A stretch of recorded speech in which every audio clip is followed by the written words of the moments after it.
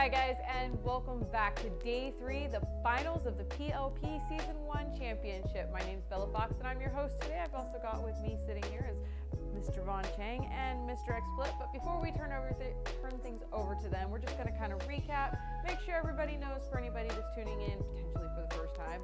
Crazy if you are, but if you are, welcome. Let you know what we're going in here. So a little over 8 weeks ago, we started with 32 invited teams. But today, after 128 regular season games, it still blows my mind. That's so many games. 18 of the most committed and hardworking teams are battling it out here for a whopping, they're fighting for an $800 prize pool. First place is going to get $500. Second place will have $200. And third place will get $100. That's all courtesy of Guerrilla Gaming, who is sponsoring this entire tournament today. We wouldn't be here without them. So huge shout out to Guerrilla Gaming. Make sure you're following them on all their socials, whether they stream on Twitch, YouTube, Twitter, the whole 9 yards, Instagram. You can't miss them. So all right, let's turn it over here to you guys. What do you want to, or actually, let's just talk about what we saw yesterday. I lied. You know what? I won't talk to you guys yet. Just not yet. We're actually going to go to an interview. We had an interview with Ruthless, and we're going to be going to that first. High Rollers Club, actually. Okay, I lied. It's High Rollers. Don't worry. I'm going to work these kinks out. By the time we come back, you'll never even know what happened. All right.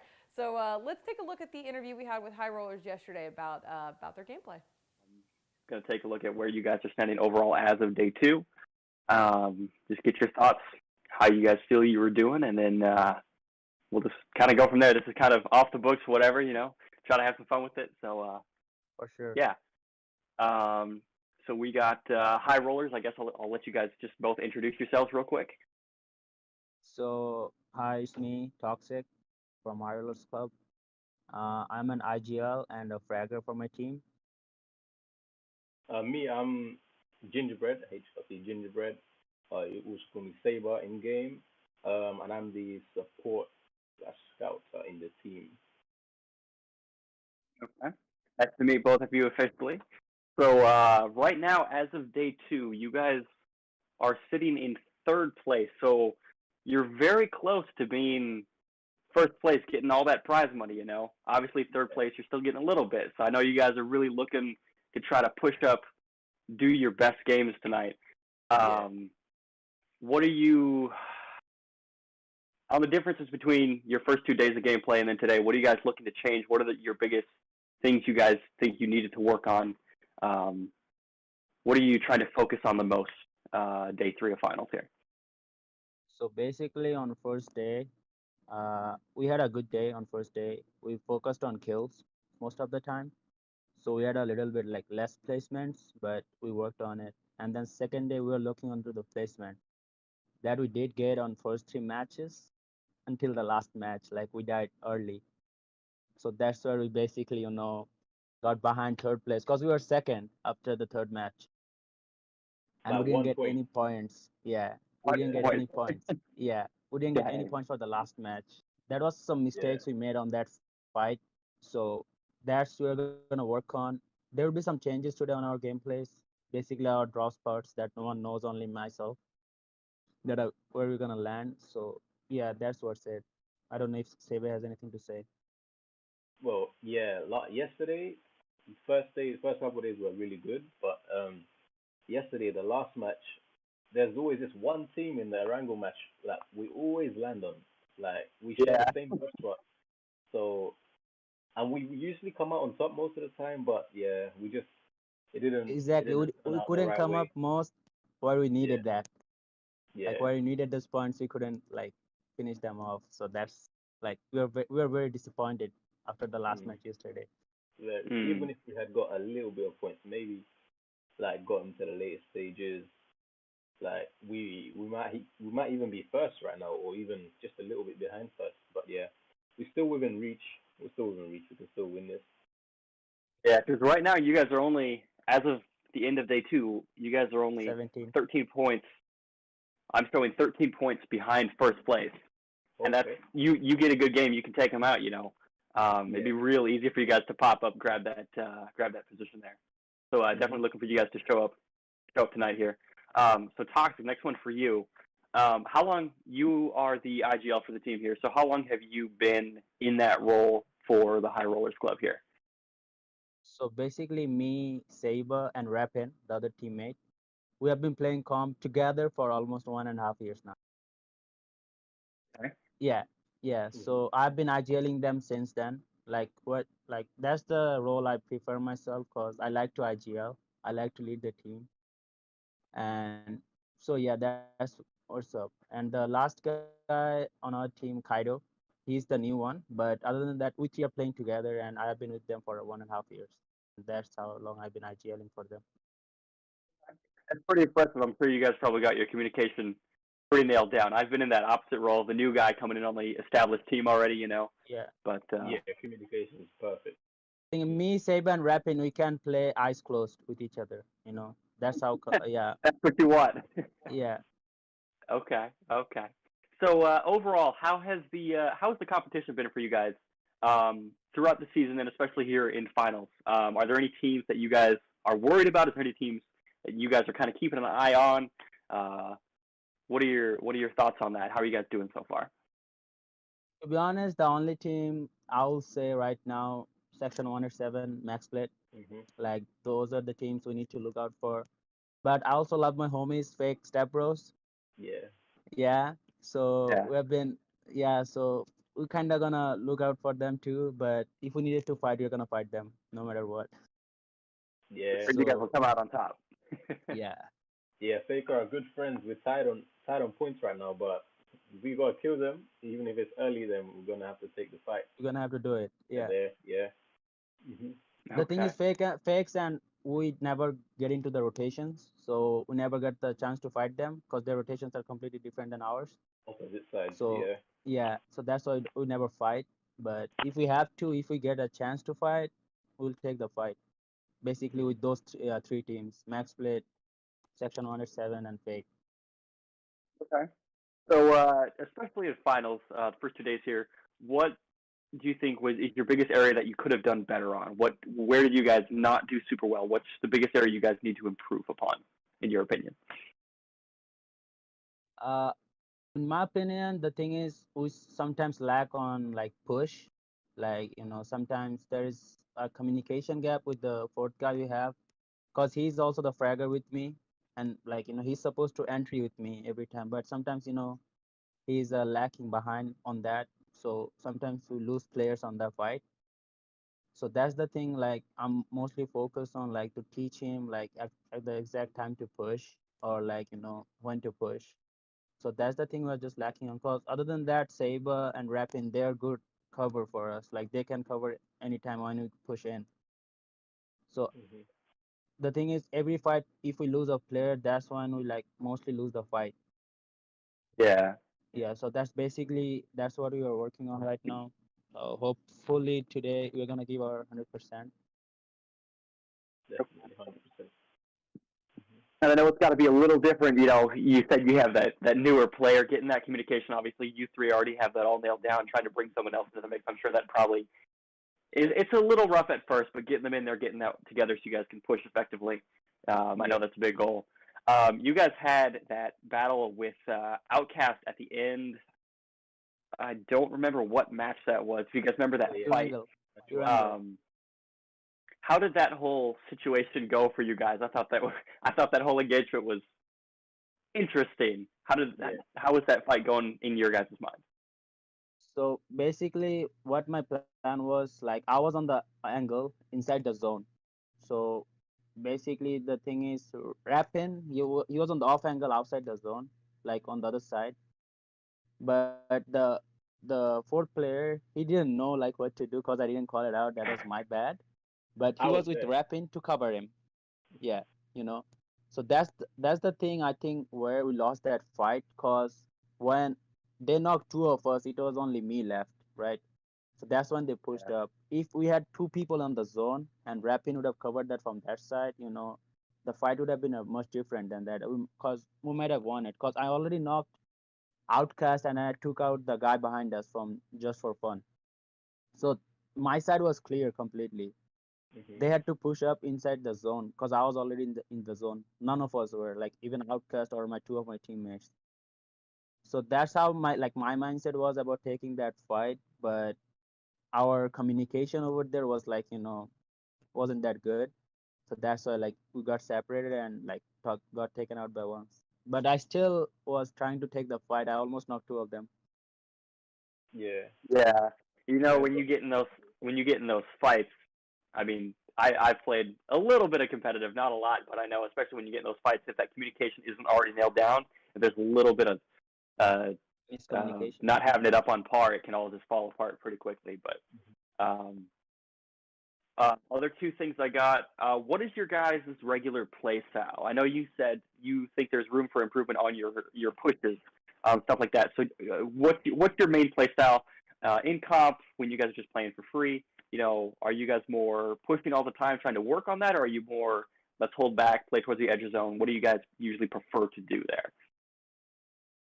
So basically, my theory is all the time about it. Like if we make it to the large zone, you will have at least 10 kills or 8 to 10 kills average. Like if you can take the fights and go inside the zone, not all the fights. Like you don't need to push everyone to get those kill points. Like that's my thing. So that's how I basically lead the team.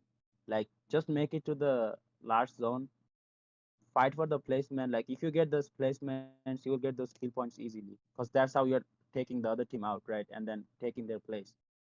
So that's how we play. But sometimes, like on the scrim, sometimes I practice like aggressive pushing.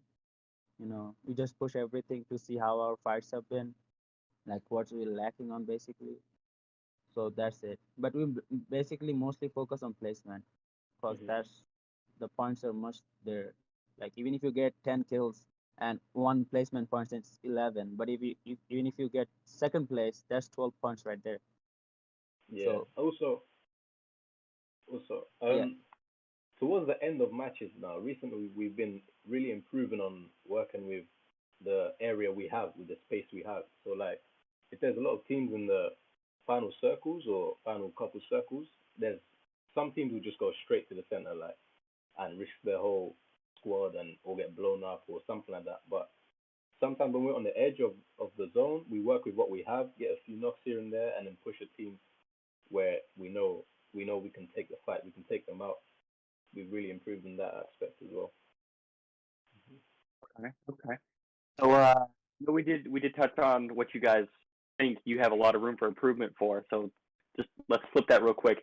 What is your team's biggest strength? What area are you really strong? You don't need to worry about. What would you say your biggest strength is? long range fights. Long range fight. Okay. Yeah, Okay. because mostly of our players they are good at sprays. So long range fights we mostly win because every long range fight we take, we at least get 2 or 3 knocks, then we push right in. So that's our biggest strength. Like if we take a long range fight, we can wipe that team because we always get like 2 or 3 knocks on that. Yep. So that's our biggest strength. All right. Well, that's all I got for you. Is there anything you guys want to add? Message to any of the other teams? Anything going out day three? That's all I wanna say. Like we're coming hot today, so watch out for us. And best Yep. of luck to the other teams also. And thanks PLP and every one of the staff to give us that chance to play in here. This is a wonderful opportunity. Yep. All Really right. Well, appreciate you for giving us the opportunity. Good luck to all the other teams, and yeah, be ready. Be ready today. Yeah. be ready. I like it. Well, I'll definitely be keeping an eye out for you guys. I wish you guys the best of luck. Obviously, like I said, you guys are really close to clutching second or first place. You just got to get a couple good games. So I'll definitely be keeping an eye out for you guys. I wish you guys and your whole team just the best of luck. And thank you for taking the time to sit down with me. And we will see you guys in the finals tonight. Appreciate it. Thank you. Have a Thank good you. day. All right.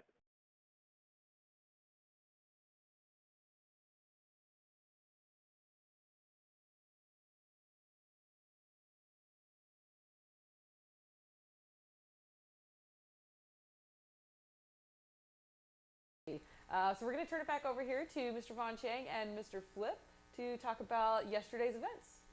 Crazy, crazy day, Flip. I mean, at the end of yesterday, and just taking a look at the overall scores, having a two-way tie pretty much in first place, a two-way tie for third place, Yeah. and teams right below there within arm's reach. My Cinderella story, our Cinderella story with Celestials in the mix too. It's anybody's game today, really. Absolutely. No, I mean, pretty much no one's counted out. Everyone's going to frag out today. You can come up. How many points did teams get yesterday? You could put up like 50 points in a day if you have a great day. I think that's what it was. So, Unknown Soldiers with the chicken dinner, 43 points. I think is probably. I mean, that's a really good day for them too. yeah. So that would be a good cutoff there. So top 9 still in contention here, and then the bottom 10 or 9 are going to be looking just to spoil someone's day. Yeah. Talking about spoiler our day. Just kidding. Just shout out to Goon and. Oh, our inspiration, my good friend Metalcore right here. I saw this, and they don't know this yet, but I'm going to be taking this home with me. Kevin's going to be leaving here with no more memorabilia, so make sure you guys send him more. We definitely do appreciate the love and support in the chat when Sandy here with us as well. But yes, let's go ahead and take a look about yesterday, what happened. We're going to start off with Outcast, right? Outcast, we talked about it throughout the whole entire season. Really strong off the start. Sure. With that chicken dinner 2 days in a row in Erangel in that first match. So as far as the replay goes, let's take a look at how that went down for them. And we're going to start off right here at the beginning. As we look at this zone and this hard shift toward the north, there's 12 teams left. Fake Step Bros have a really good compound on top of the hill. And Outcast, if you can see this red mark here, are in a great position to gatekeep two of these teams trying to rotate in and find a place in the zone. And they're going to, as we watch this play, they're going to get a couple kills as Godsend tries to rotate in. They try to split up. They still capitalize on that, finishing them off with Jag as well. And they just, like, the way they converge on this rotation is just amazing. We're just going to watch it through here. Some really great shots here from Charge. Just being able to hit a moving vehicle, going sideways like to your position, and he knocks him right out and then goes for the buggy. So that's very nice shooting there. It's really nice when they're right side by side. It's like shooting fish in a barrel. You know, hopefully you're hitting one of them on the two. Absolutely. And you see the other two go to the other side, and they're able. You'll see one of the players crash in right here, and they just the support that comes on this side, and that helps them makes this rotation further into this zone as they push in toward Fake Step Brothers. You just tell that they're just the way they're moving as a team in a unit. And right here, if you look where they are, that compound, they just got crashed there, Fake Step Brothers, by Death Angels. And so Outcast, knowing this, they just go right in because they know they got somebody bleeding, a wound dog over there. Yeah, looking for that third party, and they run right through him. And looks like they got to get across the street, but with Fake Step Brothers already having all those smokes out, just getting out of a fight, they got to heal, they got to revive, and Outcast is coming right up. That nade lands right on top of them, too. And it's just, yeah. And that's 2 knocks, 1 up now.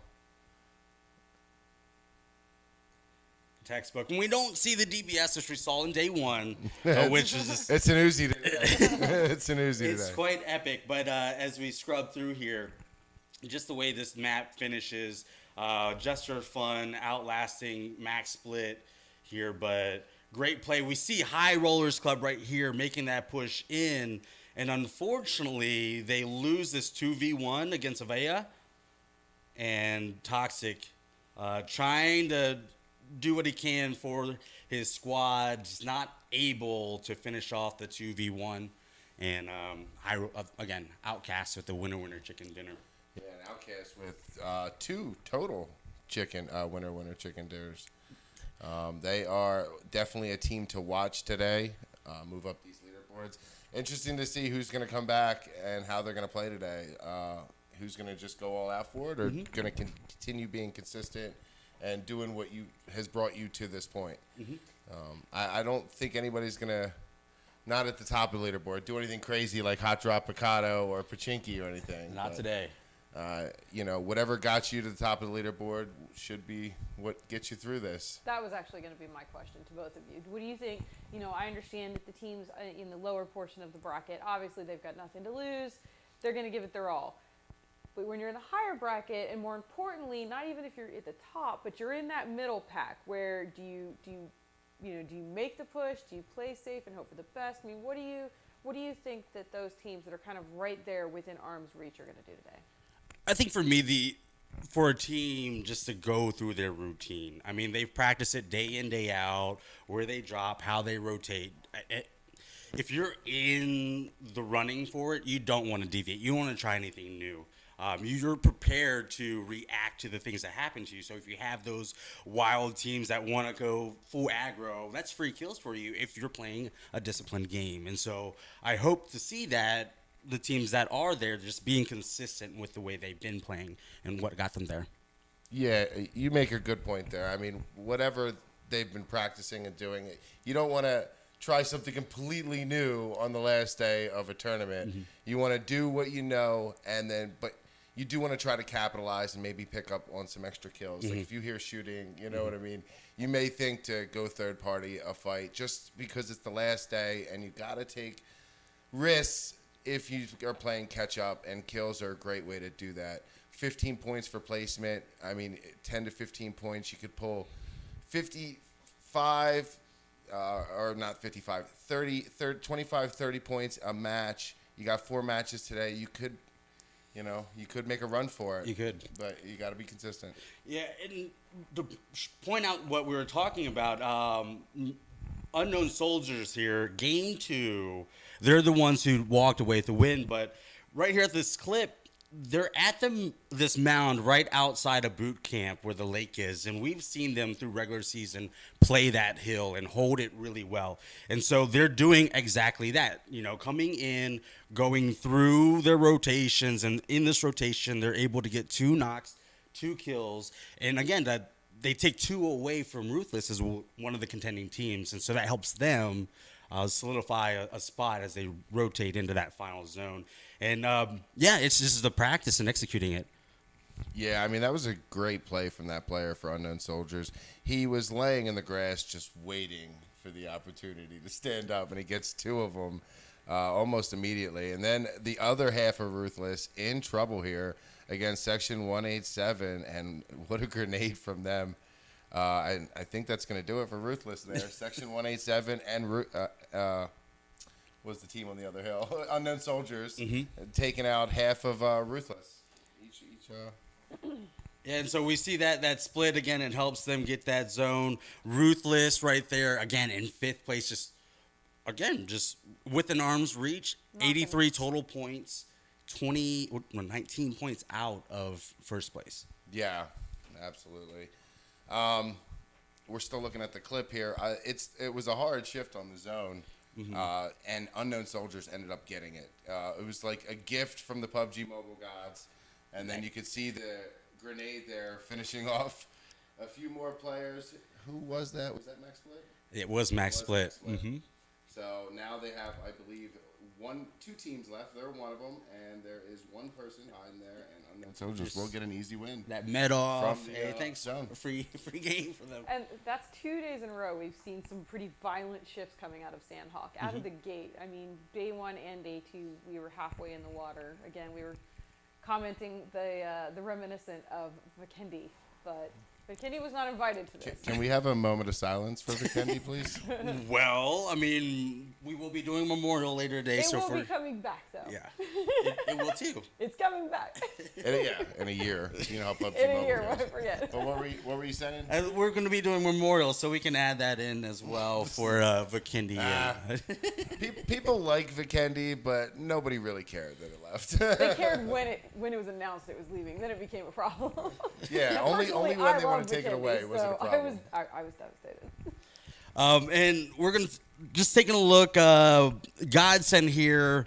Not sure. I think Trey is sick today. They might be difficult for them to make it to the lobbies tonight. But they did a great job showing up last night in Miramar. Again, one of the teams that have been around in the community for over 2 years playing together, and they actually come up and show up in Miramar. Great showing. And Ruthless, again, in position, the consistency, that rotation we talked about. We saw it day one, we saw it in day two, and it's just that execution.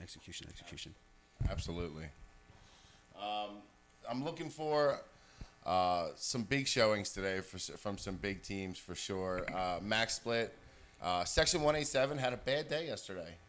Even though they're top of the leaderboard, they just went into day two with such a lead that they could have a bad day and still end up at the top of the leaderboard. So look for them to correct some of their mistakes from yesterday and maybe pull away. I don't know. Max Split tied with them, and they had a great day yesterday. And so did Fake Step Brothers.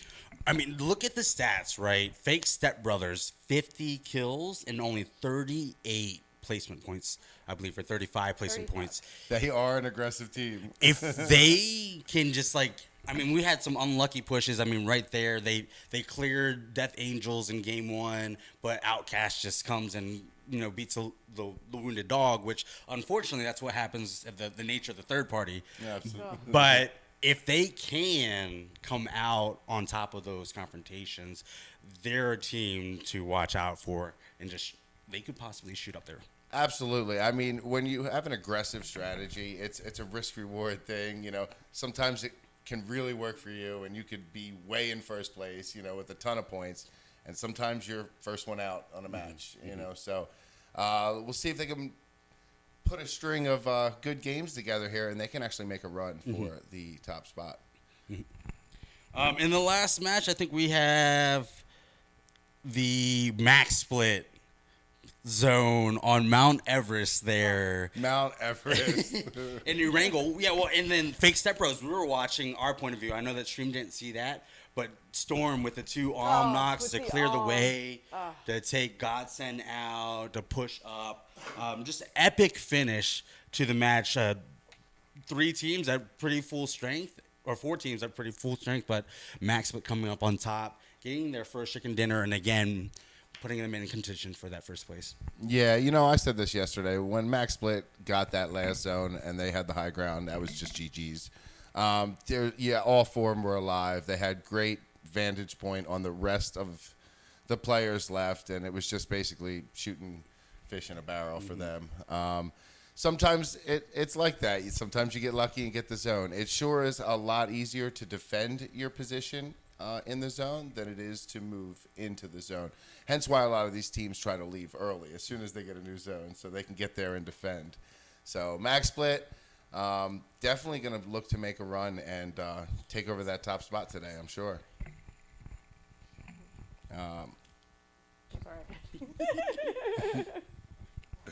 Who else do we want to talk about here? The Vixens. Almost, you might want to say, could possibly be mathematically out.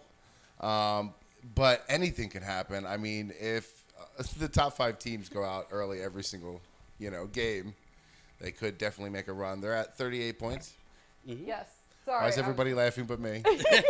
I'm trying to send smoke signals over here. I can't, I have contacts. Okay, listen, I don't know how you guys do it, but I'm not there, so. He's trying to tell me something. I'm like, I don't know, man. I can't read lips either. I don't know. What I was gonna suggest is, take the opportunity actually to bring in Salty and Venus to say hi. See how they're doing. Yes, that's a great segue. and to see what they were excited to see today, right? Absolutely. Salty Venus, what do you guys think of the matchups today? Do you have any predictions? Straight off the bat, I mean, Max Split there has been heavy hit, and I think they're going to come in hard. I think that's who I'm going to be watching out for most. What do you think, Venus? I think that, the top 5 the last 2 days hasn't changed much at all, and there's not that much of a point difference between the top 2 that are tied and the second place that are tied, so it could still really go any way. Yeah, I Alright, definitely King. think it's going to be interesting here to see who plays what rotations again. See if they play the same way they have safely and rotated well. And Yeah, I I'll was send it actually back to you, Bella. noticing, guys, if you look at the stats, right, a lot of the teams in the top 9 all have a chicken dinner except for Fake Step Brothers and High Rollers Club. So I'm just going to be that underdog kind of guy. Somewhere they're missing it, and hopefully today, I'd like to see them do something. That's really interesting. I didn't even notice that. Yeah, Fake Step Brothers, High Rollers. Look for them to try to go for that chicken dinner today. That The chicken winner dinner. and they're both tied too. So Let's see. All right. Well, before we hand this over to get this match started, wanted to do a quick plug again for Guerrilla Gaming. Wanted to make sure that everybody is following their socials, and wanted to give them a huge, big thank you, shout out. They are sponsoring this tournament, so the teams are fighting for $800 collectively. That's $500 for first place, $200 for second place, and $100 for third place. And none of that would be possible if it wasn't for Guerrilla Gaming. So make sure to follow all of their socials, all of their streaming platforms, and just show them some generalized love because they absolutely deserve it. Big hearts. Love you guys. All right, we're gonna hand it on over to Salty to do this. You guys take it away. I'm sorry, I've lost sound from Bella completely. I could see her talking, but I'm like, I didn't know if you were handing over or not. But I guess so.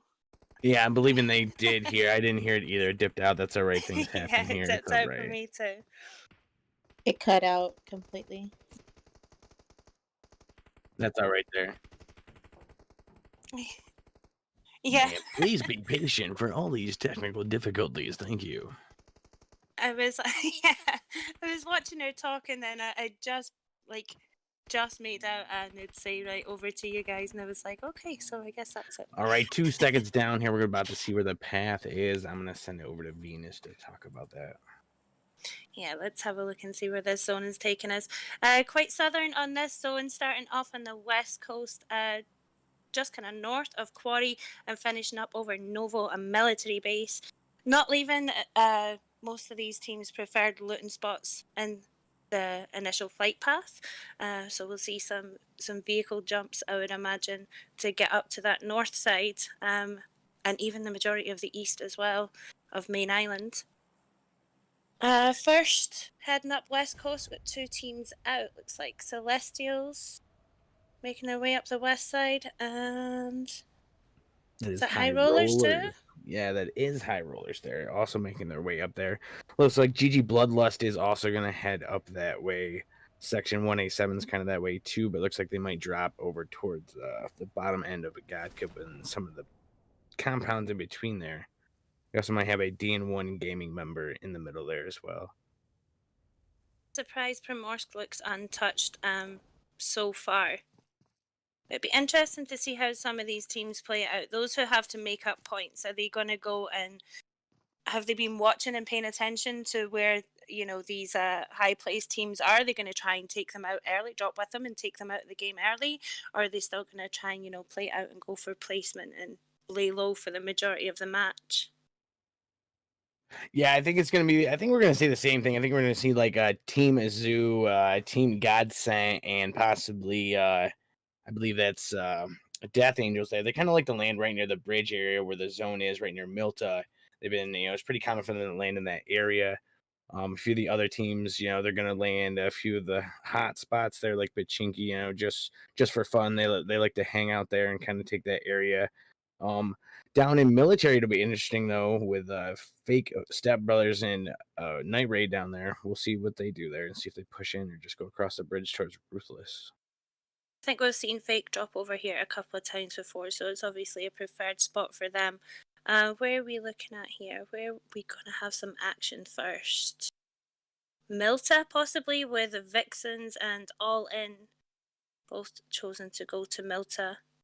The way the zone has popped on this one for the first zone, it's come away from the plane line. We've seen the majority of the teams land over to the west side. So as they move towards the east, we may see a lot of conflict from them all trying to rotate in at the one spot. For me, I would try and head as north as possible and come in from that way if you're going for placement on this round. Yeah, the high rotation's definitely going to help there with a lot of the teams. You're most likely going to see it from GG Bloodlust, Celestials, and High Rollers if they don't end up fighting there. They'll probably end up rotating out and up. Just like Outcast Media, they might do this, or Outcast Esports, they might do the same thing there and push in towards Raz maybe and take that area. Yeah, they're in the perfect spot to make their way out over those Georgia Pole bridges and head north up over that way and stay well out the way of everyone else coming in from around Pachinki area. Just for fun, the only ones that have landed in Pachinki right now. But yeah, all in, and Vixens, as I said, at Melta right now. Looks like they could have eyes on each other. Yeah, we definitely got Max Split right down there by Death Angels in the Milta area, Milta Power. They are split looting. Max Split is split looting right now. A few of the teams are taking the same actions there, like Ruthless. Looks like Piddles just took down GG Bloodlust Nebula, so action is over there again. Over by Milta Power, but Mini Milta on the bottom end, though, towards the water. I think they are both down there alone, I think. They are both players away from the rest of their team. See someone from DN1 go down there. DN1 tried to make a move into Pachinki, I think, not knowing that Just for Fun was already in there. Yeah, and they ended up just, taking him down without a problem there, and pushing around. All right, note to self: next time, don't join. 4v1. It's never a good situation to be in. No, looks like the rest of the team have backed off from that idea too. Like, no, one down in there, not pushing in. Yeah, the zone is far to the east. We'll see quickly if they all want to rotate in fast there or not. A lot of teams are just kind of looting and scooting there. We got High Rollers kind of split up at the top towards Bloodlust there. So they're going to take probably two different routes here. But MS, Gassy just took down Nebula, or just finished Nebula, pushing in there finally as well. She was stuck over there alone. Have the rest of Bloodlust gone? Let's have a look. Yeah. They backed off completely now, have they? Oh no, they were. They were nowhere near. They're way up there in Georgia Pole crates. Yeah, I think it might have been miscommunication and not following on the plane, and they just dropped early. Yeah, not following on the plane. She's had to come off on her own and try to find somewhere safe. It hasn't quite worked out for her, but they still have 3 players in there. Yeah, shots out here between High Rollers Club and OC here. That is Outcast. Check, hear you. At least we know we can hear you when you come back in that.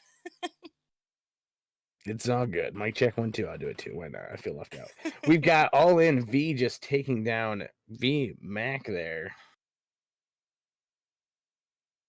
I'm not sure which V Mac the team was on, but that's what this kill feed just said. That might have been Vixens there. I think it has been Vixens. They are over here at Milta. I think those teams from Milta all have the same idea, trying to push towards center zone at the same time, and Death Angels coming over the bridge as well. So there are a lot of them clustering up in that area, and we could see a lot kicking off real soon. There's 4 or 5 teams now, within shooting range of each other. Yeah, you see Death Angels here across the street from All In. They're different sections of town, but they're split enough. But they're gonna have to heal it up and just play it smart there, especially with the 3v4 setup. Yeah, Just for Fun light here, seeking and peeking, heading back to his buggy, probably going to scout out some more.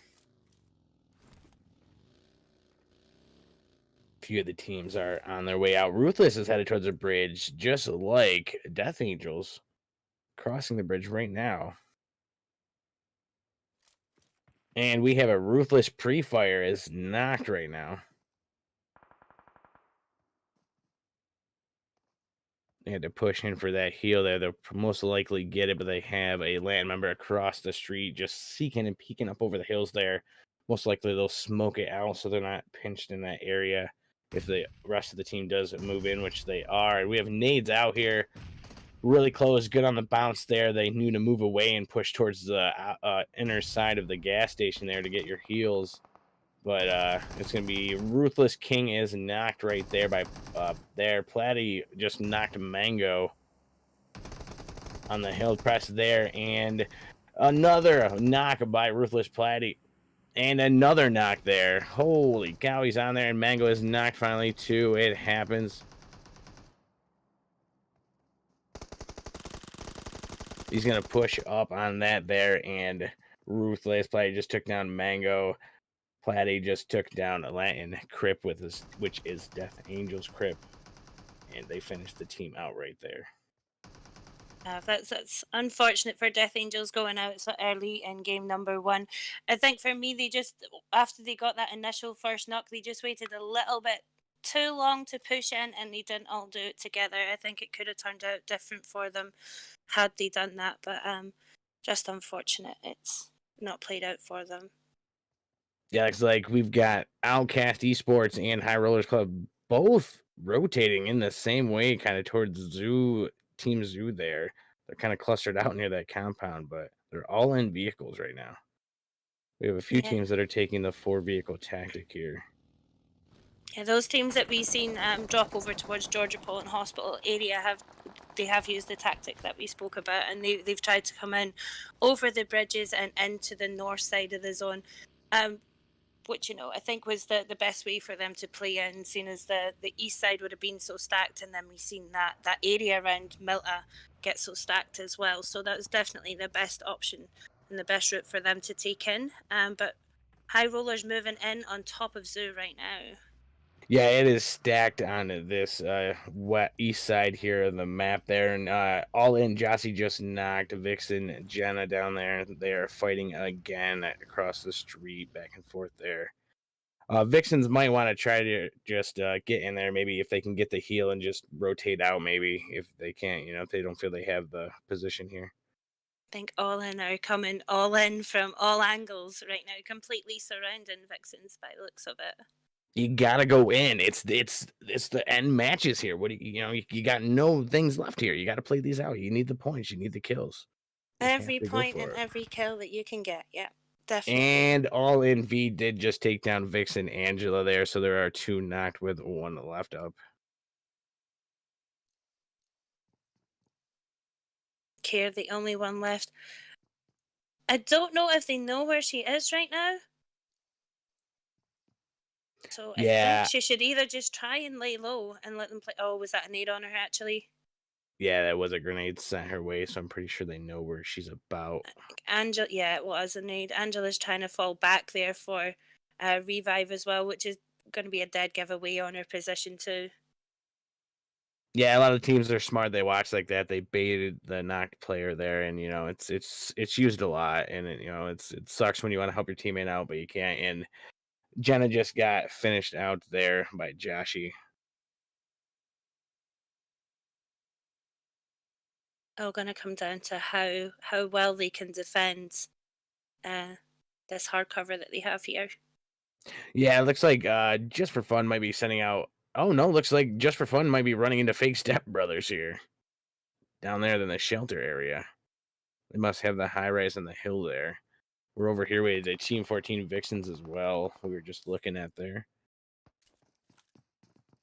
Fake Step Brothers here taking. What are they doing? They're running around here. We're back with all in here, and they are fighting Team 14, and they finished Team 14 out there, which is Vixens. That is all in right there in Milta. Pedals just took down a Ruthless player. Yeah, sorry about that. Oh no, you're fine. You're good. It looks like Bound for Glory have just lost a player to a Section 187 to on rotation in their vehicles there. Just for fun.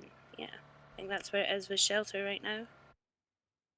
Yeah, so it looks like Outcast Esports there might push down towards Milta Power, try to take that area, but they got Ruthless driving past them right now, as well as Max Split not too far in some of them compounds there. We got D1 Gaming right next to Night Raid there. So might see some action there. The rest of the Bound for Glory members are also just passing Unknown Soldiers here. The actual prison buildings itself could be a good place for DN1 to lay low and actually keep some really good cover. Yeah, speaking For of the time being. DN1 Yep, staying there he low, they goes. just lost a member there, and one of them is going to head out. Yeah, if they keep to, if they had pushed in and kept to the main. Wow, what just happened? Yeah, Bound for Glory, a Jigger This- just got knocked as well. That was quick. I wasn't sure how he. I didn't see it in the kill feed, but I just saw that he on the map there. One of the members didn't make it. All in just still seen- down there in Milta. Sorry about Just that. seen Aiden's buggy freaking out there. I thought he had gone down to his buggy, but it's not. He managed to get out in time, and he's actually inside main prison building there. Started glitching out mad. It's smoking and everything now. Where are we? Over at Zoo. Yeah. Still, all the teams are just kind of getting in there. I think, they're playing it smart. They are most of the teams that we see push the hard compounds and just keep pushing compounds right now. There's a few of the teams like Fake Step Brothers and Just for Fun that do that, and they're right next to each other, so it's pretty common to see that. Some of the other teams there, they haven't pushed a road. They're just kind of, looting and skewing, GG Bloodlust there at the top up towards, Yasniap in High Rollers Club as well. And they have one Bound for Glory member up there as well. Yeah, one player remaining for Bound for Glory, so you can see why he's keeping to the edges and staying out of the action for now. Best way for him to move is to keep coming in with the zone and stay away from everyone as much as possible. I was surprised how that zone went. We didn't actually see so many on the west side of that last zone, and they all moved further towards the east. Has popped more towards the west now, though, so they're all going to have to shift completely again. Just for fun, and Fake are already got their prime position in there, though. Yeah, they did. They stacked up on that east side, that east coast, and now the hard shift to the west, so they're all going to push back that way now.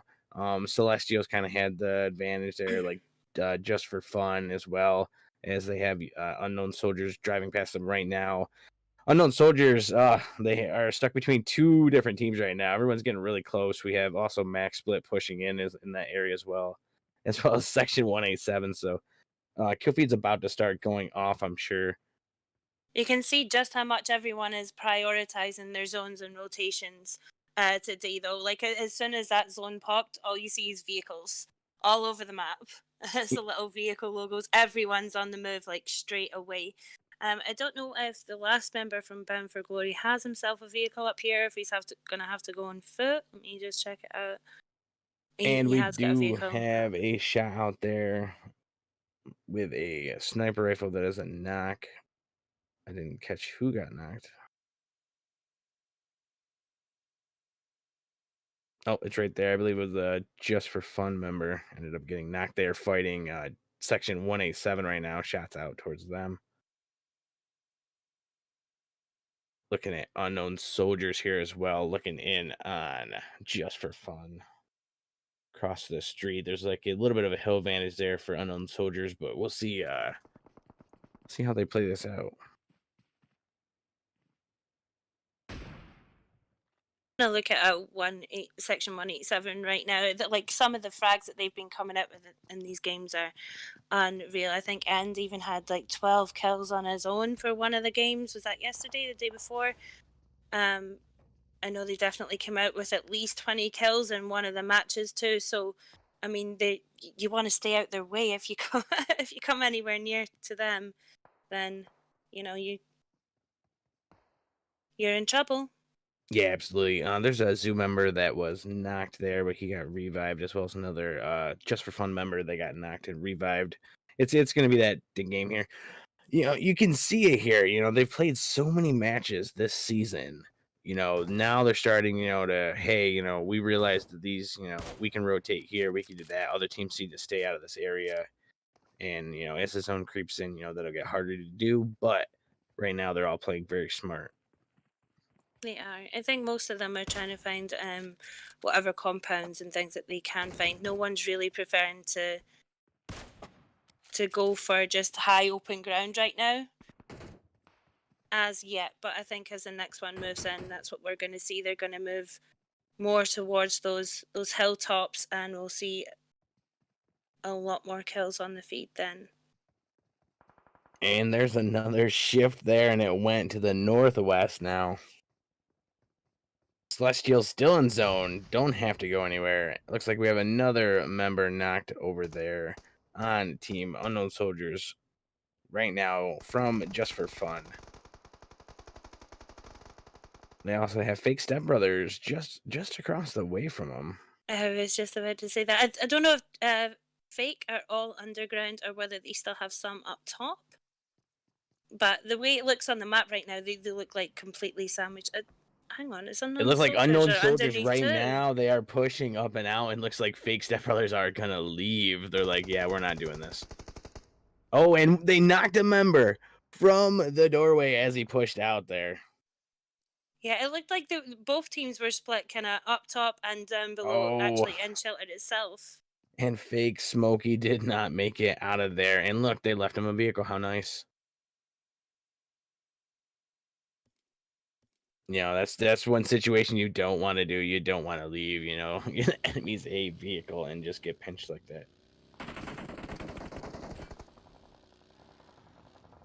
We have a zoo member down there getting sniped at.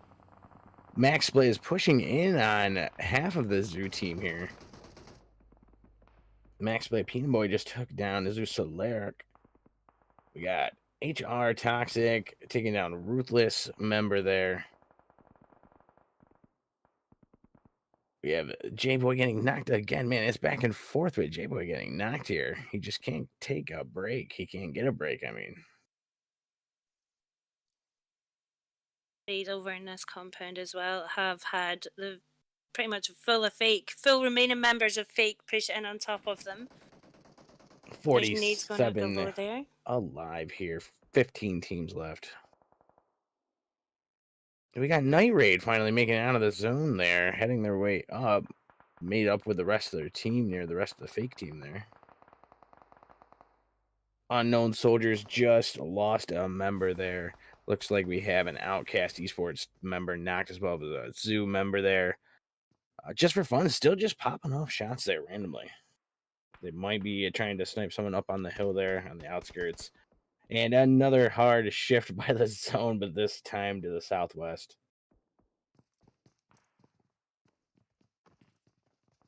It's just me, but the zone seems to be moving really quick tonight.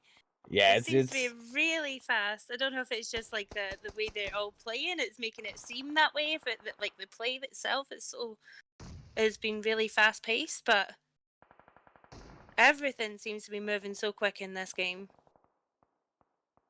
Unknown Soldier Volatile just took down someone, as well as Just for Fun member shooting towards them as well. I believe that was Night Raid Fennec that ended up getting caught there.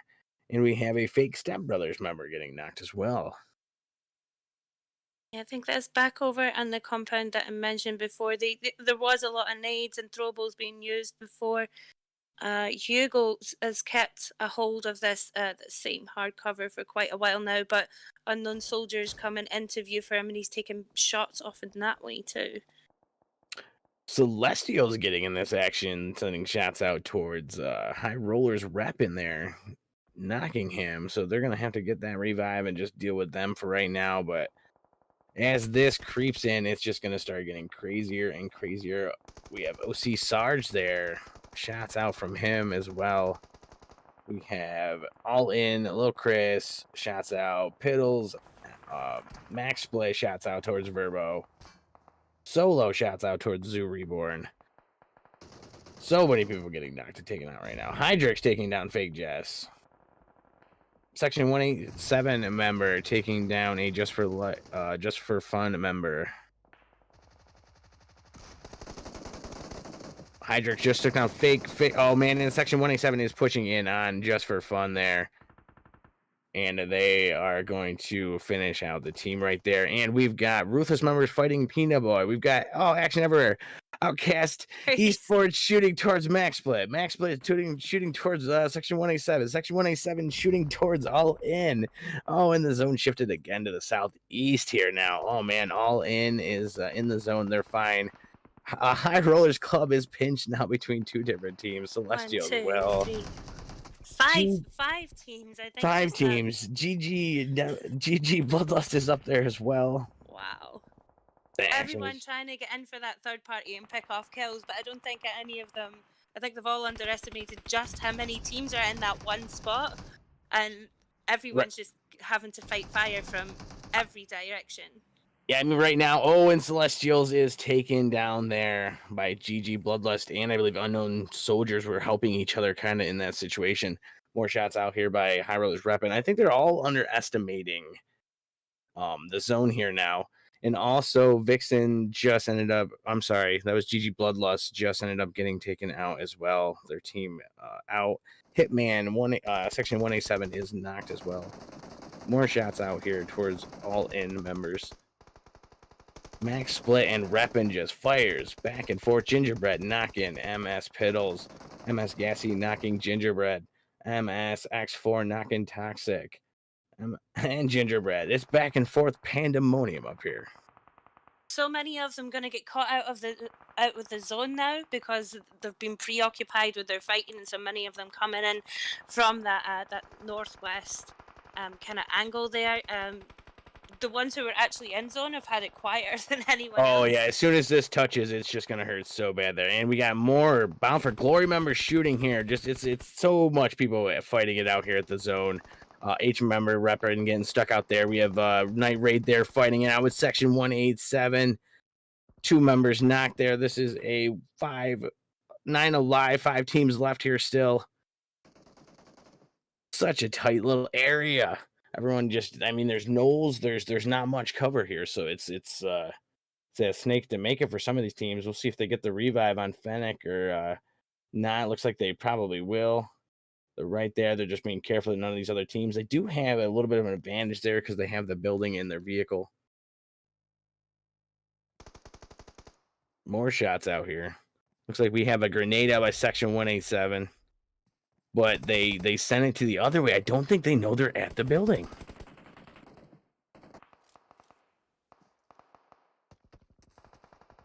Managed to sneak his way in. He just managed to sneak his way in and pick up another kill there on end from 187. GG's to him. He stayed a lone soldier for quite a while there. I think Unknown Soldier, Dark Soul right now is probably going to smoke it out and try to third party Section 187 right now. As Night Raid pushes in with a vehicle right now. Hydrix is out. Zav is knocked right now because Dark Soul, Unknown Soldier took that advantage. He did third party. He took that advantage. Those are points you can pick up right there. This is a 2v2 left here. I'm sorry. Oh, yeah. Oh, no. 1 member left here. It's Hydrix. 2v1v1. Yeah, 2v1v1 left here. Hydrix low, taken down there by Section 187. This is a 2v1 left down here. What is Dark Soul going to do? How's he going to play this out? Will they split this action here? Will they try to just throw some nades out and cover? This is, as soon as one person's knocked here, it could be his game. He just needs to knock one. And he did right there. He got one of the members knocked. It is 1v1 left here. And he's pushing in. Who's it going to be? And he did. He finished it out there. Unknown Soldiers running away with this one, fighting right to the end there. Oh, man, he did. He waited. He was patient. And like that, in that situation, he did knock that number. And he did. 5 kills on his own there, too. And he just timed everything perfectly at the end. Waited for the right moment to pounce on each player and pick them off as in third party. And then when he was 2v1 too, he just timed everything just right. He did have one player closer to him, which I would have been stupid enough to wait for them, but he didn't. He took out the one who was further away first and waited for the other one just to push in on top, and it paid off well for him. Yeah, that on the fight game. with Night Raid in Section 187 kind of gave him an advantage to push across as well and get a little bit more of the zone area. So, yeah, it just put him in the right position. Man, what a finish there. I'm going to send this back off to Bella. And, man, this is amazing.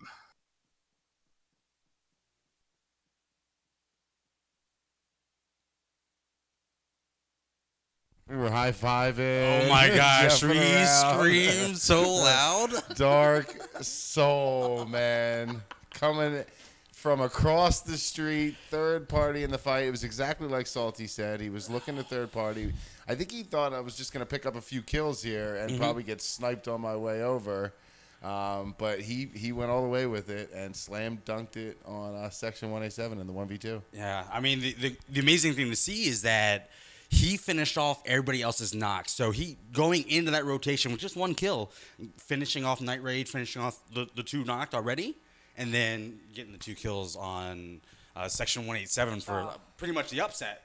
And just huge clutch. Coming across the road, I mean, cover and everything against him. Yep. Like, Yeah, I think Section 187, seeing there was, it was a 2v1, there was one left. They could have played it a little bit better. They left one in the back. They had one flanking around looking for him.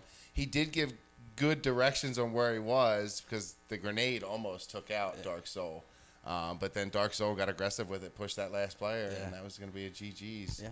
And shout out to DN1 Aiden because, Playing you know, it smart, waiting it out. Yeah, That and was then- so impressive. if he didn't take out in there, that could have totally changed. That could have changed the then. entire ending. And so getting that kill point, getting the extra point for them is huge. But then also helping Dark Soul needs to send him like a basket or something. Yeah. or a car. Just make sure you send him a chicken or a plane, you know, a car in game, you know, Yes, that's yes. Oh man, that was super intense. There was so much going on. I don't know if I don't know if anybody else noticed this, but there was one point where it was actually Section 187 drove right into the smoke there. He saw the knocks and he absolutely took advantage of the opportunity. Jumped in a Dacia, drove down in there, and just started finishing everybody up into the smoke, nonetheless. Yeah, I think that was on Just for Fun, and they did get the It wipe. was. And they did get the wipe there. Very aggressive play from the number one team. Normally you get that, you know what I mean, all the smoke. You don't see people get that aggressive all the time. Lynn's really confident with his gameplay. I mean, even when we get him on interviews early in the season, he's really cocky. Yeah, but you know, rightfully so in a sense that he can back it up. And right there, just solo wipe. You know, after that nade exactly, and just going in and getting those extra points. I mean, they finished with what 12 kills. Yes. Just huge. Yes. Yeah, Section 187 had 12 kills. Yeah. That's crazy. That's woof. Unknown Soldiers ending with 8. I believe Dark Soul had 5 kills there. Getting them all right there at the end, I believe. So. Yeah, he went into that last circle with 1, I believe, right? Yeah. 1 kill, and then he ended up walking away with 5 on the total. Yeah. Just absolutely smart plays had around that. Man, that was intense. The end zone. I'm like, are you kidding me? Well, shout out also to Night Raid. It's great to see them in that top 5 again. I think when we first started this, what was that dark horse? Night Raid coming in, not really huge name behind them, but the playability and right there, being able to survive. They had 3 up and making a play. You know, trying. So. Yeah, absolutely. It was the fight between Knight Rider and Section 187 that gave Dark Soul, Unknown Soldiers the ability to just start third party and finishing knocks and getting that win. I think Night Raid was 3rd place, correct? I wasn't sure if DN1 got 3rd or. He got taken out immediately. Yeah, he got in. Yeah, so much was going on. Let's talk about that zone. There was a hot moment where we had an amazing point of view where people really just they underestimate how fast that zone's moving and how much damage it's going to do. And we literally saw it wipe 3 people. I mean, it just I've never seen a point of view like that. It Well, was insane. shout out to the camera guys, Yes. man. They're back there doing the amazing work. Yeah, as that zone closed and we had Max Split out there, brutal. High Rollers Club just getting eaten up. They didn't, and unfortunately, they just prepare. It's so rough to get that far into the game, play so well, do what you need to do to get there, and then, something like that happens. It's unfortunate, but it does happen. It's, and again, people start underestimating how fast it's going to chunk once you hit those last end zones. I think it's great that they did go out to zone, though, because there's not a lot of cover out there. So if they did full send that, they're just feeding kills and points to another team. So that whole situation, they were all kind of fighting each other, and then the zone just passed. That was a lot of the teams at the top of the leaderboard. That was, Outcast, all that. And I saw there was 9 teams left when they all got stuck out there. Max Split, a few others, High Rollers Club, Outcast, sorry. And I'm watching, the kill feed to see, because, every place matters. Yeah. You know what I mean? And so I wasn't sure exactly where Max Split ended up, if they were the 9th team to go out, the 7th team to go out, but every heel at that particular time. My mic went out. But every heel in that zone could actually yield you more points. So that's what I was paying attention to. Is this going to be our live scores? These live scores? They are up. All right, let's take a look at them. They sure are. Section 187 with 12 kills, 24 total points. Unknown Soldiers getting the 8 kills, but falling down just by 1 point. But Night Raid again, 3rd place, 15 total points. Max Split with 12 points. DM1 Gaming with 10. High Rollers Club with 9. And again, all in doing a great job getting the kill points. And not necessarily the placement points, but getting those 7 points definitely needed. So we knew the scores going into this game. We had them memorized, at least the top 5. Section 187 and Max Split going into this one tied. Now we have the final scores for match 1. It looks like Section 187 will stay on top. Max Split getting 12. Is that 12 total points? Yeah. Mm-hmm. Look at the placement points. So it does look like they went out pretty late in that last game, but they luckily had 10 kills. That really saved them there for some points. So they end up with 12 kills, which is half of what Section 187 yielded on that one. Interesting to note, they still yielded the most points from that match, even though Unknown Soldiers won. And that, again, comes from kills. Those kills really start to add up. Mm-hmm. And speaking of kills, we have the Kill Zone brought to you by Patreon. Top 3 teams in the lobby. Game 1, Section 187 with 12 kills. Max Split with 10. And Unknown Soldiers with 8. The top 3 players in the lobby tonight end with 5. With that wipe with Just for Fun. Unknown Soldiers, Dark Soul with those 5 kills. And Pig from Section 187 as well. And I'm pretty sure this is the one that everyone wants to see. One that wants, yes. Let me see those arrows up and down. So we have a move. All right. Yeah, Fake Step Bros drops down 2 spots. High Rollers Club now in 3rd place, and Ruthless in 4th. Still within grasp, I think, for most of those teams. Every game, an opportunity for them. If I'm anybody in this game going into this next match, I'm going to figure out where Section 187 is landing, and I'm going to have to try to snipe them from afar because they are starting to run away with it. Coming up with was that 11?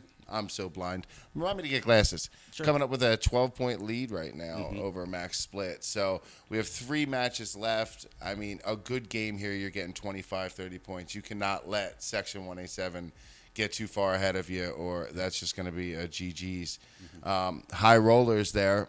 Get a nice little lead over Ruthless now with 12 points. It starts to get scary when you're talking 3 games left, but anything can happen here. It's interesting to see those that 3rd, 4th, and 5th spot. They just kind of rotating around with each other. It just goes to show how close this point that the points really are. One game can make or break. I mean, literally, they're all, if we just take out the top two here for a second, and this was final game, I mean, these guys are fighting for that last money spot. So all the cards on the table, they really, really do need to come out with a hard showing in these next few.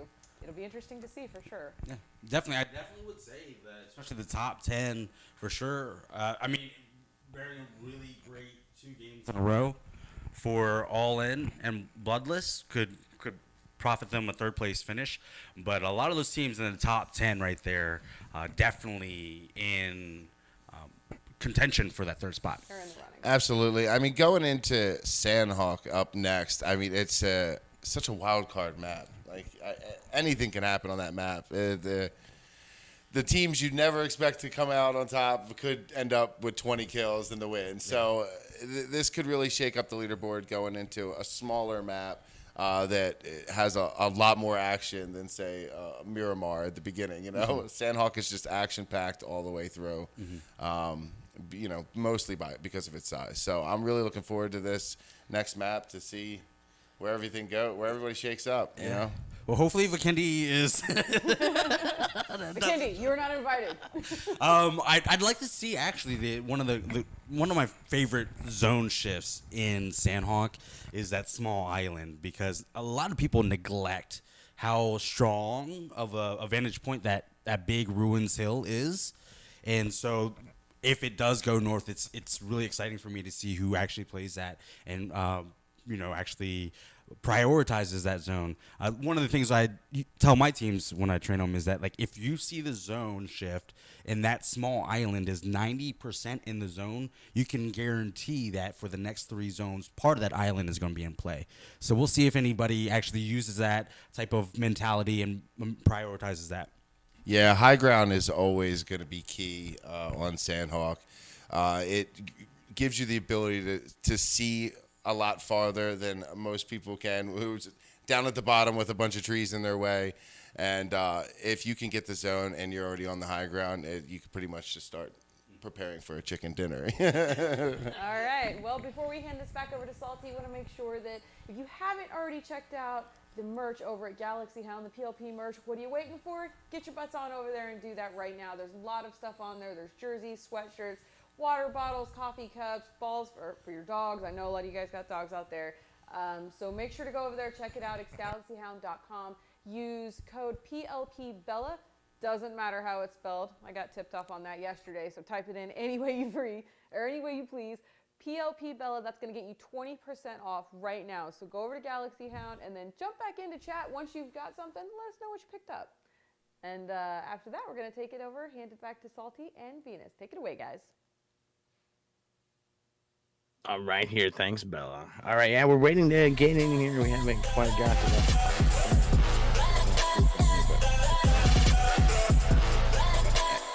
But we can go in here, and it's gonna be interesting how this is played. Like Flip was saying, Sandhawk is such a quick played tactical map. Either you have the high hill advantage, or you take the towns or the compounds. Loot makes a difference. The way teams press out there. What do you think? What do you think the teams will do as far as how they'll land? You think we'll have a lot of hot drops here, Venus? Possibly from those who need to make up points. Oh yeah, I am unmuted. I was like, I need to check this. Check my mic. Yeah, I am unmuted. Yeah, possibly from those who need to make up points. They might try and do it early in the game, to try and avoid the third party later on, because we know that like Sandhawk is third party central, especially as the zones start to get smaller. Although I say Sandhawk is third party central, when we've seen 5 teams clustered on the edge at that northwest edge of the zone in the last game of Arango, that was hectic. That was unreal. Just people desperate to get in and get those kill points. But I expect we'll see a lot of that in Sandhawk too. Yeah, definitely will see a lot of that. It'll be interesting to see how they will rotate on this one, and like depending on where the flight path is here. And, I'll let you talk about that. We are coming from a docks and straight up to a cow, whatever you want to call it. everyone has their own names, I guess. And straight over the center of Paradise as well. And they all seem to be coming more to the west side again on this, and no one taking the shorter side of the plane path, like the shorter area of the plane path. Only one or two heading out towards like Bravo and Mungai at the minute. We'll see how they all spread out from there. Yeah, you see a lot of teams know that a lot of the good loot and the most of the towns are mid and far to the west there. So you most likely see like high roller clubs or celestials try to take Camp Alpha there, or maybe Hot 10 if they see each other in the air floating that way. You might have Max Split take some of these compounds down here, but they got to watch out for Ruthless, Bound for Glory, Fake Step Brothers. They're all like in that area as well. Yeah, Fake Step Brothers actually look like they're heading towards Runes along with Bound for Glory. It looks like both of them going to try and take that spot. We've got Section 187 already landed Paradise. It looks like they're backing out, actually, not wanting to take that early fight up against DN1. Yeah, I mean, I don't really blame them. They already landed there. We got, Bound for Glory there heading away because they've seen Fake Step Brothers land there. I wouldn't push that either. Whoever lands first, has that area because they have the weapons. They're gonna end up taking you down if you try to push in and loot it out. And Section 187 as well being so ahead in points right now. They're not gonna want to take a knock early. They're gonna want to hold on to it and try and build that. Try and get as far in front as they can. We see them in the lead right now. Yeah, you also go to the top of the map there. We can see GG at Bloodlust is in between a Night Raid and Just for Fun there. So it'll be interesting to see if they will. And Nebula, looks like Nebula might be going out seeking and peeking to see if anybody is near that town. I'm surprised no one actually went to docks. Lots of good loot down there, and that's where the plane line had started, but it's been completely avoided. And it's actually in zone for once. How often do you see that? The likes of docks being left in zone. You normally need to make a run for it if you land there. Yeah, usually you see it go high top side or, far to the west. Mm-hmm. Even more so it's out of zone there. Looks like we got Fake Step Brothers member push in a vehicle as well as Max Split Piddles. We have Outcast Esports in a vehicle too. Looks like they might try to rotate out to some other compounds. It's all going to depend on loot. How comfortable do they feel with loot? Do they need to move around more? Do they feel they can take, the high hills? Are they going to push into Paradise? No one's hanging out in boot camp right now. So Section 187 will rush into boot camp and take all that loot for themselves. It would be the ideal place for them to push into right now. But I don't know if Max Split are maybe moving up that way as well. Yeah, it looks like, we might have a battle right there between them two. Yeah, the two of them could arrive just at the same time, and both of them right on the top of the table right now too, so it'd be really good to see them come to heads early, actually. Yeah, so it looks like we have Vixen Angela there off in the center by herself away from her team, and probably just miscommunication on a drop. It happens. We've seen it last map as well. Hopefully they can get back together there. See it from Vixens again, though, actually, on the last map, so that might be a strategy of theirs to maybe put one out. It could be, yeah, absolutely. So that if the rest of the team maybe gets eliminated on a drop or whatever else, then they still have one in the game who can rotate and lay low and try and get in for placement points at least. I mean, it could be a strategy that they're using. Yeah, definitely. I could see how it could work if, especially if it gives them like later in, points in, time in, position in for points, in the end game. Looks like we've got Team 18 here, which is Death Angels, moving in towards the compound right next to Outcast Esports. They're going to have to be careful there. I think there's actually shots between Fake and Bound for Glory right now. I thought they were both going to land at Ruins, but they have split off. And who is this? Sleek right now. Yes, and they did lose a member there. Yeah, this is down by Tambang. Yeah, so Smokey and Storm with their eyes on Bound for Glory. Yeah, Fake Push is going to come back in with a vehicle there and try to get on the backside. Just try to get that position again. Neither Yeah. of these teams in zone though. So from my perspective, I would say at least move into zone and gatekeep if you're determined to take those kills, rather than play it out of zone.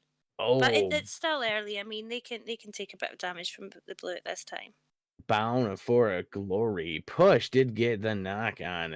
I'm sorry, Bound for Glory Dreadnought got knocked by fake push. I'm sorry. There we go. He did get around there and ended up having a good angle on there. I don't think his teammate's going to end up getting the revive there just because there's too many opposite teams in between him. All pushing in on poor, is this Flames right here? He's clutching onto the side of this rock for dear life. Oh no, and Ruthless pushed in and took down a Vixen member there, but she took and knocked Ruthless Verbo.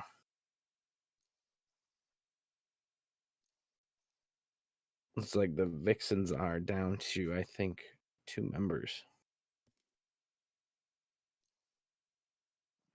So many of these teams, and I've said it so many times before, all of them want that center zone position for moving into second zone. And they all seem to cluster around there. A lot of them in there right now. Death Angels. There's Max Oh Split. no, and Vixens are finished out there. Sorry to interrupt you on that short stint there. You're fine. And we got a lot of action, not action, but a lot of teams up right near Paradise and just below it there. Unknown Soldiers, we have DN1 Gaming, Just for Fun, hanging out there. They have GG Bloodlust Nebula up there, as well as Night Raid taking out Camp Bravo. Yeah, all of them gonna have to push into this next area together too. Yeah, I think Fake Step Brothers are probably gonna try to gatekeep Bound for Glory. There is a nice tasty little drop over here holding an AWM that would be good to see brought into action. Looks like Zoom member might go for it. They're going to scout it out first. They're not sure of that. But GG Nebula looks like they're headed straight towards that drop. They're like, we need the loot. We want the sniper. And it looks like they might get it. Be good to see how that plays out, though. Zoo could just be keeping watch on that and waiting for them to move in for it. Oh, no, looks like Bloodlust moved past it, or did they stop? Straight past. No, Straight on past. I think Luna stopped. I think Bloodlust Luna stopped at it. Or it's just slow loading. Yeah, someone has it. Yep, that was Bloodlust Luna. She probably has a sniper right now and some level maxed out 3 gear. They've took the level 3 gear, but they've left the AWM and the ghillie suit, actually. Wow. I mean, they might be a tactic to tan. I would at least take the ammo. Yeah, I do that. Take the gun out as well, and then drop it again if I don't want it. So there's no ammo left in an AWM. Like, no weapon for you. Oh, we've got Death Angels here pushing in on Outcast Esports here. One of the members, Mango, is knocked right now. Unknown Soldiers are also fighting towards Just for Fun.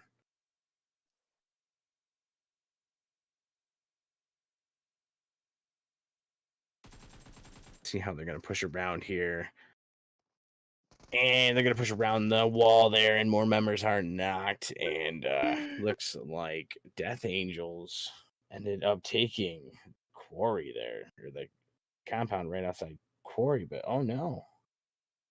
Oh no, they got third party by Max Split and ended up getting taken out themselves. Oh no, top of the hill. That was I was going to say that. Just as I tried to switch onto them, they disappeared. And I was like, where have they gone? That's unfortunate. Got Just for Fun, a member Hacks up there, knocked right now. Red zone up there, that's never good, especially when you're outside buildings here and you got a team literally rotating both sides of your team trying to pinch you here. 2 knocked members now. Jerry is taken out there. See Dark Soul coming into action as well. Yeah, to get there now for his team in the last match. I don't think they're gonna push for the revive there. And yep, Hax was taken down as well. Just for Fun Light did not get the revive. Just for Fun Chili left here. This is a 1v4 action. Yeezy, DN1 Yeezy just took down someone as well. Yeah, DN1 are over here by the edge of Quarry, up against Zoo. Zoo right now. Looks like Zoo is pushing in hard right now with 2 knock members on DN1 Gaming. Another member knocked here. It's not looking good for DN1 Gaming. Giolama left alone. Oh! Managing to return one of those knocks. I mean, we've seen it before. If you can get one member at a time, and no, it just didn't happen there. And Zoo and Natalie ended up finishing it out there. Yeah, 1v1 at the end for them though, and only Natalie left standing. 4 teams on the board then for Zoo so far. Yeah, it's been interesting. Everyone's playing very strategic, and I think they're all thinking about the other teams and how they've watched them as well. Like I mentioned earlier, and Flip has talked about before. Just all the time playing together. You should know some stats of the teams here. Looks like Ruthless might be fighting all in right now.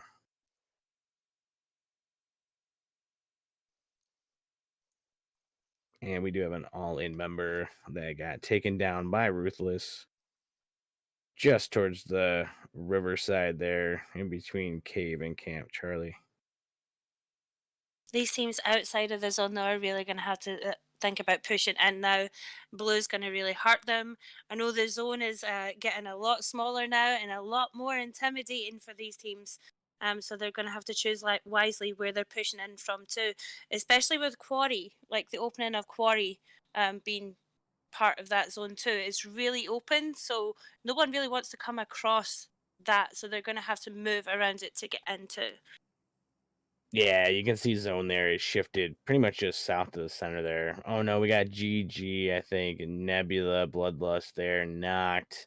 They're up by Cave. He was trying to use that hill advantage to try to peek around, but she got knocked by a fake Step Brothers member there, which is Smokey, I'm guessing, because he is pushing in hard with a vehicle right into the whole squad. He's like, I want the points. We need this. We are going hard, boys. Let's go. Why more teams don't use the inside of Cave for cover when we see Sandhawk in play. I mean, it's ideal for those who want to go for placement. If it's in zone at this stage, great for them to stay out of the way of conflict and try and get in there for those placement points. But everyone's they want the height advantage and things. But I mean, placement wise, it would be good tactic for them to stay inside. All right, 2 members down on GG Bloodlust there with fake Step Brothers pushing in. We also have Section 187 at the top fighting Max Split right now. They both, Section 187 lost 1 member. Max Split has 1 member knocked there. The zone is creeping in, so they're probably going to gatekeep. We've got High Roller Clubs outside the zone pushing into up towards Pinan. They're going to have to cross the bridge, and it looks like Julia on Bloodlust there is going to take the vehicle and just head out, but she is kind of in the compound right near Night Raid. This is going to be rough to see some of these teams pushing in here. Permanently from Zoo, left on her own there, was taken out by unknown soldiers too. Would have been good to see her hold on and get in for higher placement, but unluckily spotted by unknown soldiers and taken out. I think Night Raid knows that GG Bloodlust, Julia there is in that compound. They're kind of creeping back towards the compound to the far end. Zone shifted again. This time looks like we're ending with a river water bridge ending here again. It's going to be interesting who takes what there. Celestial Solo just knocked a Section 187 Hitman. Looks like they're going to gatekeep. Max Split is going to push in and try to get this third party. I think they're going to try to get that kill and steal these points. And Celestial, nope, got the kill there. Section 187 PNG was knocked by a Celestial member. They just, their shots are on point, and they have that compound there. Another member, Piddle's knocked there. It's not looking good for Max Split. Well and truly being gatekept here, and we just seen Celestial and Max Split actually working together there to take out 187. That takes our top team out of the game in Sandhawk. Oh, Bloodlust. Julia just ended up getting taken down by, I think, Fennec there. We have the Unknown Soldiers, Volatile knocked. We have Hydrix is taken down and knocked as well on Night Raid. So they're going to have to push in. This one's going to hurt there. They can't. They have to leave team members. They have to get compounds here. Looks like Ruthless is sending shots out towards a Celestial there, but they still have Max split. Peanut Boy trying to get points, looks like. He's going to just sit there until the zone hits him. You know, he's not on the fat side, so he's going to be in the zone a little bit earlier than everyone else. Flames is left solo, the last one in for Bound for Glory. He's sitting just outside of the zone edge right now, just waiting for his moment to move in. But Night Raider really going to have to shift. They're going to keep the last of their members in play. Hugo's the only one close to zone right now, and still two tailing really quite far behind for this zone. Yeah, it looks like Ruthless Platy sent out shots towards Unknown Soldier Dark Soul, I believe, and got the knock there. Must have been some lasers because they were pushing in towards the compound. It looks like All In is in the zone with the compound there, right on the water's edge. Be interesting to see who tries to rush that compound. Yeah, this could be crucial for them. This could, like we've seen Celestials do it in day one. They had the last bit of hard cover in the zone, and it won the match for them. Ruthless could still move into the other compound that's vacant, but I think Celestials will try and move in at the same time. And we've got one left out there for Max Split too, coming in the same area. So be interesting to see how they all come together. Oh, fake Step Brothers there, taking out two members from High Rollers as they tried to go across the river. They were on the bridge side there. You know, it's never good when you're stuck in the water like that and you lose two members to your team. Yeah, that's crucial hit right there. Definitely not a good position for High Rollers right now. They are the only option that they have now as the zone closes in is to come across that river. They're going to have to swim it now. There's no option for them to try and push towards that bridge and get over on foot. They have to swim it. Nothing left for it. Bound for Glory, Flames is going to have to do the same as he moves into the next zone and could be picked off by either All In or High Rollers as he tries to get into the zone. Yeah, I agree, man. Unknown Soldiers just hanging on there, but they got a Night Raid member right behind them. They're shooting over there towards Ruthless, and Bound for Glory ended up losing a member there as well as High Rollers Club. All In has fake stepbrothers knocking on their door saying, hello, I'd like to come there. But the zone shifted up towards Celestial's compound. They have it again. It's like a replay of day one. We have the last hard cover left on Sandhawk. And this is what won the match for them in day one, too. Oh, looks like Finnick on Night Raid ended up getting some more points there before he got knocked in the zone himself by Ruthless pre-fire. You know, it's a smart choice. Go for go for the points, even if you're going to get knocked and taken out yourself. Yeah, but Night Raid. They Zav didn't. is... Sorry, go on. Yeah, no, he didn't push for the kill or anything there, so they're just going to try to rotate down there, but they're going to end up running into all in. Fake Stepbrother Sleek is knocked as well. Down to 5 teams left here. Celestial's the only one in zone. And like I said before, they have the last hard cover that's left. Zav for Night Raid is way out of the zone, but he was out there with like 10 med kits. I had a look at him before. He had like 10 med kits. So he's going to try and heal it out now and just get whatever placement he can for his team. Yeah, I mean, we've seen this tactic before and it's worked, you know, even to top 5, top 4 there, you know, and now we have an all-in member knocked there and taken down by a Celestial member. Playzone just took down a fake Step Brothers member. Ruthless is taking shots towards all-in as well as Celestial. This zone's going to hurt fake Step Brothers there. I don't think they're going to get out of that compound.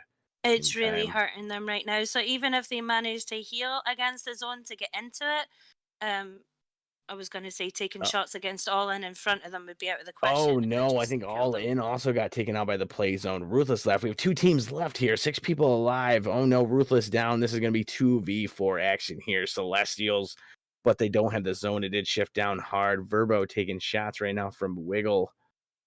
Ruthless Platy sending out shots. Solo just got a knock. No, Platy was knocked. I'm sorry. This is up against. Oh no, this is a 1v4 action. This is not looking good for Ruthless Verbo. He's gonna have to so low too. Smoke's out there. I mean, Game heals over. are, the only thing you could try to go for there, but it did not work out. With advantage. There you have it, folks. Celestials coming through with the win here. What do we Again, have? We have 9 wins 9 kills for the team total. Yeah, they have made this map their home, especially in those end zones. They know how to play Sandhawk. Seen them play it so well. That's in 2 out of the 3 days. Ruthless as well. They always seem to push into. I've seen them a lot in the end zones. I think more in Miramar. I think they've always been in the Miramar end zone. So it'd be good to see next game from them too. Yeah, I was very surprised in like the rotations and how they played it. Everyone kind of just, it's that slow game. You see everybody get slower and slower as you come to the end games here for the win because they're all playing very strategic and not trying to lose points or feed points to other teams or be trapped in certain situations. Those first couple of zones have all been getting in so early too, but they've been knowing that Sandhawk is like third party central. They've been weary of where to push in and when to push in, and the zone has been the worst enemy for some of the teams in that match there, I think. Yeah, I'm gonna say that match was kind of odd. I think that Sandhawk match was kind of played like a Miramar map, like a really big map. Like they didn't rush a bunch of places. They didn't hot drop really. They played it well. And yeah, what do you think about that, Bella? I'm gonna send it back to you. All right, thanks for that, Salty. That's what we were just talking about over here. It's funny to sit here, and if you could see the behind the scenes, we're all like jumping up and down on the couch and screaming watching these matches. We're definitely invested. And it's like we've already said once today, Sandhawk is just an unpredictable map. It's hard to consistently play it the same way every time or to expect the same outcomes. And can we just take a moment and talk about that last zone? I mean, Celestial's just the only houses, and they just have, and they're sitting in it. I bet they just, I can't imagine what the comms sound like from their end. And they were just able to dominate from there and really hold people at bay. Mm-hmm. I mean, exactly. I mean, we saw them on game 1 or game 2, day 1 in Sandhawk, and just positioning themselves and getting blessed with that end game zone. Sandhawk, again, like you said, it's almost impossible to like consistently win on Sandhawk when the zone moves places. You don't have the vehicles to make rotations. So to be able to get 2 chicken dinners on the same map in the same weekend, hats off the Celestials, and with the kills. I mean, it's not easy. I mean, didn't Outcast won 2 Erangel maps, right? But we played 2 Erangels every day. You only see Sandhawk once a day. So, yeah, that's not an easy thing to do. And Celestials did even more than just get the chicken dinner. They had a hand in taking out Section 187, and Max Split were both caught into the zone. Max Split ended up getting out of there. I think just Pindaboy got out of there, and then he didn't last too much longer. But Section 187 going out in, I believe, 11th place with 0 kills. So our number 1 team with a goose egg on the second map of the day. I'm interested to know how much longer did Pindaboy survive. I know he survived a little bit longer, but a lot of people had died. So that's going to be a big, I mean, they had to make up, 12 points to take over first place. So I can't wait to see the scores there. Yeah. And you hit it right on the head. I mean, from their vantage point, from their compound, they could see up that hill. So the shots onto 187 maybe made play to, because you want to dodge that, you're going to move around, you might rotate, and that puts you right in line for Max Split, right? And so we saw that Max Split was getting those knocks on Section 187. Celestials was finishing off some of those kills on Max Split, and so just great job, just being blessed, but being there to farm, and they had that opportunity, and they took a total advantage of it. So. Absolutely, Celestials ending with 9 kills. Yeah. So 15 plus 9, that's 24 points right there. That's a good chunk of change they took away from some of these other teams that actually were trying to make a run for the top. So We're coming into this, Ruthless, I believe, in 4th or 5th place. Them taking them out to get the chicken dinner. So just even that itself, like getting over the hump over the max split, the Section 187 and the Ruthless to I don't know. I can't wait to see these scores. I mean, a lot of our top teams had a bad day, but Fake Step Bros did seem to be consistent. I think they came in at 4th or 5th. I believe I have to. It's already off my screen. I should have written that down. But good news is the scores are up, so we can actually take a look at all of that information right now and see where the chips have landed. Celestials, again, you called it 24 kills, or total points with that chicken dinner.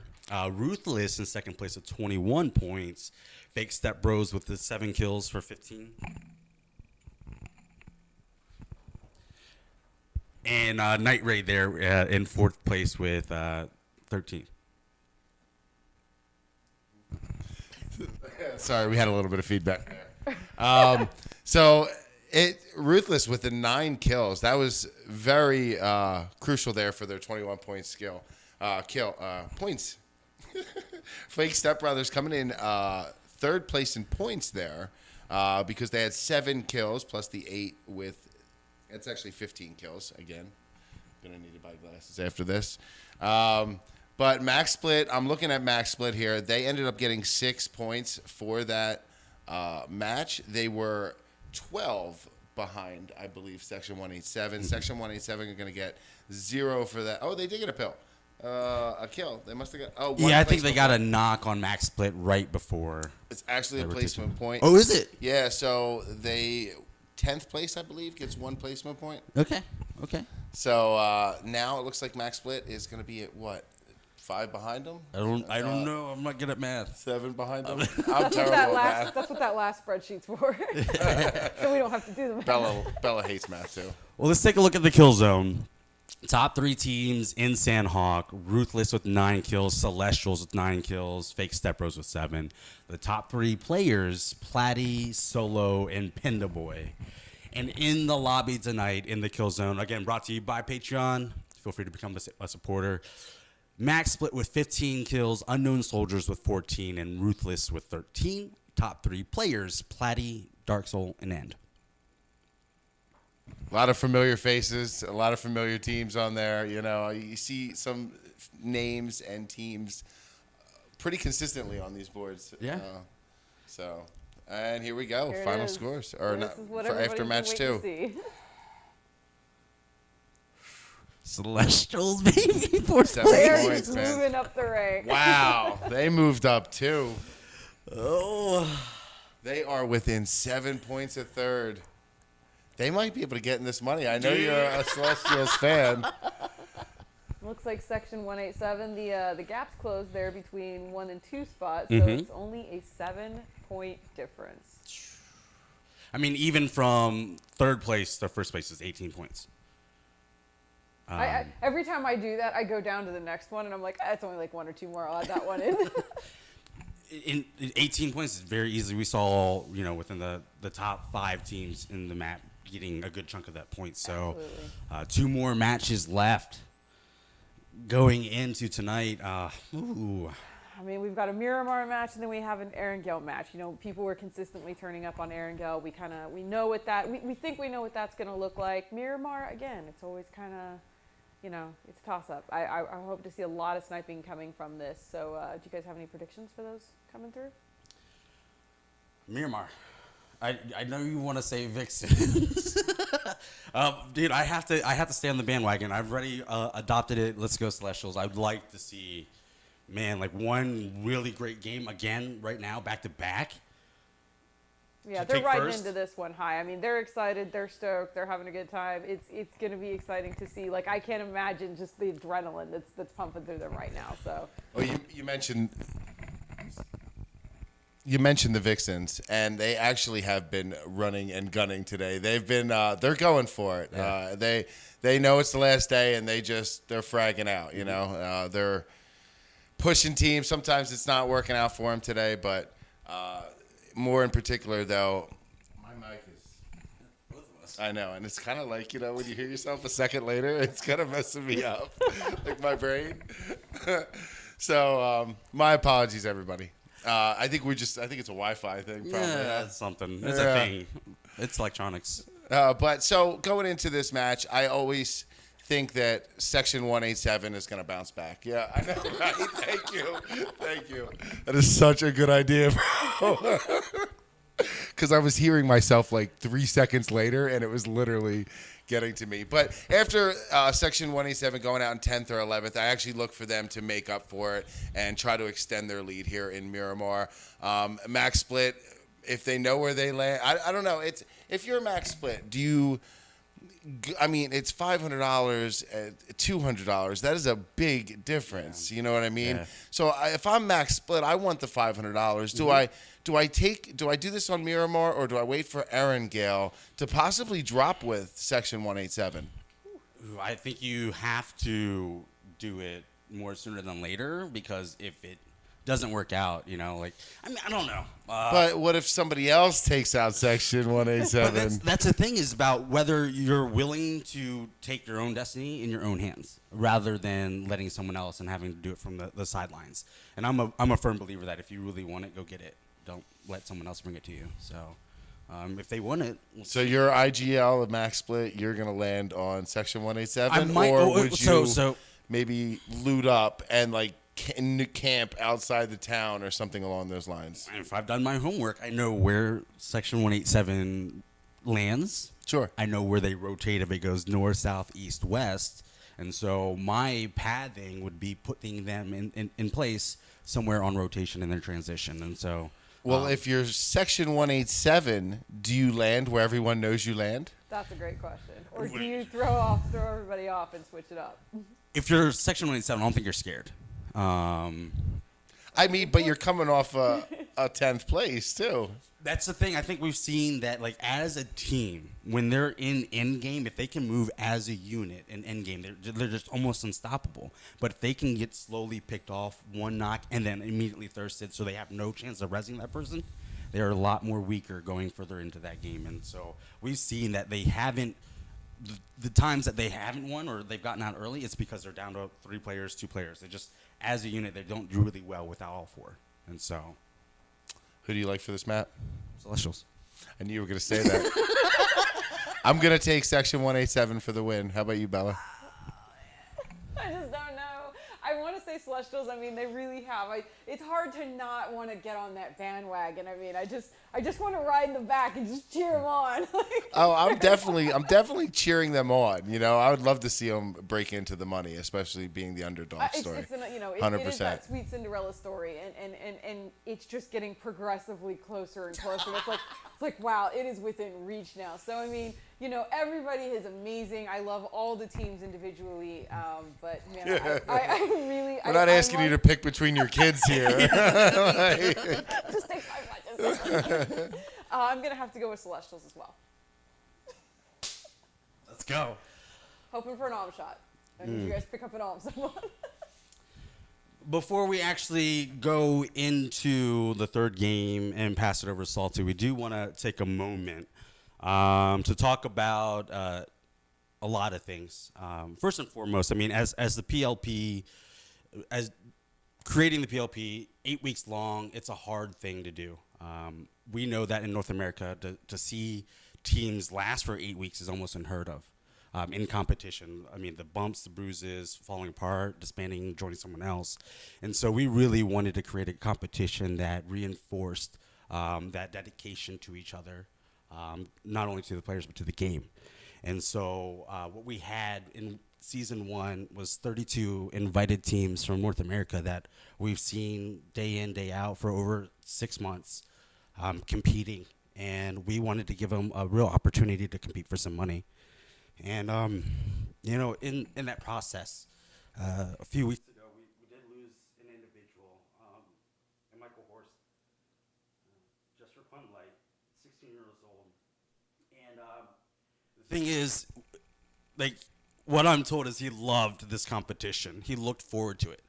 And it being on a Sunday, PLP Sunday for him, having been called into work, it was a hard call for him to actually go into work. And unfortunately, in transition to work, car accident, and we lost him. And, we just want to take the time to just take a moment to remember Light and Mike, the hard work it takes. I mean, I've seen Just for Fun playing. I've been able to cast them way back when with exclusive scrims. And, not only is it hard to have a team and to juggle that, but to juggle a real life job, school, and all things. So we really want to also enforce that this place, as far as PLP, we want to give you guys a home to play. The dedicated players out there, the teams are dedicated to each other. And so we love you guys. In loving memory to Just for Fun, Light, their team, those players. We're just going to take a minute of silence and just remember him.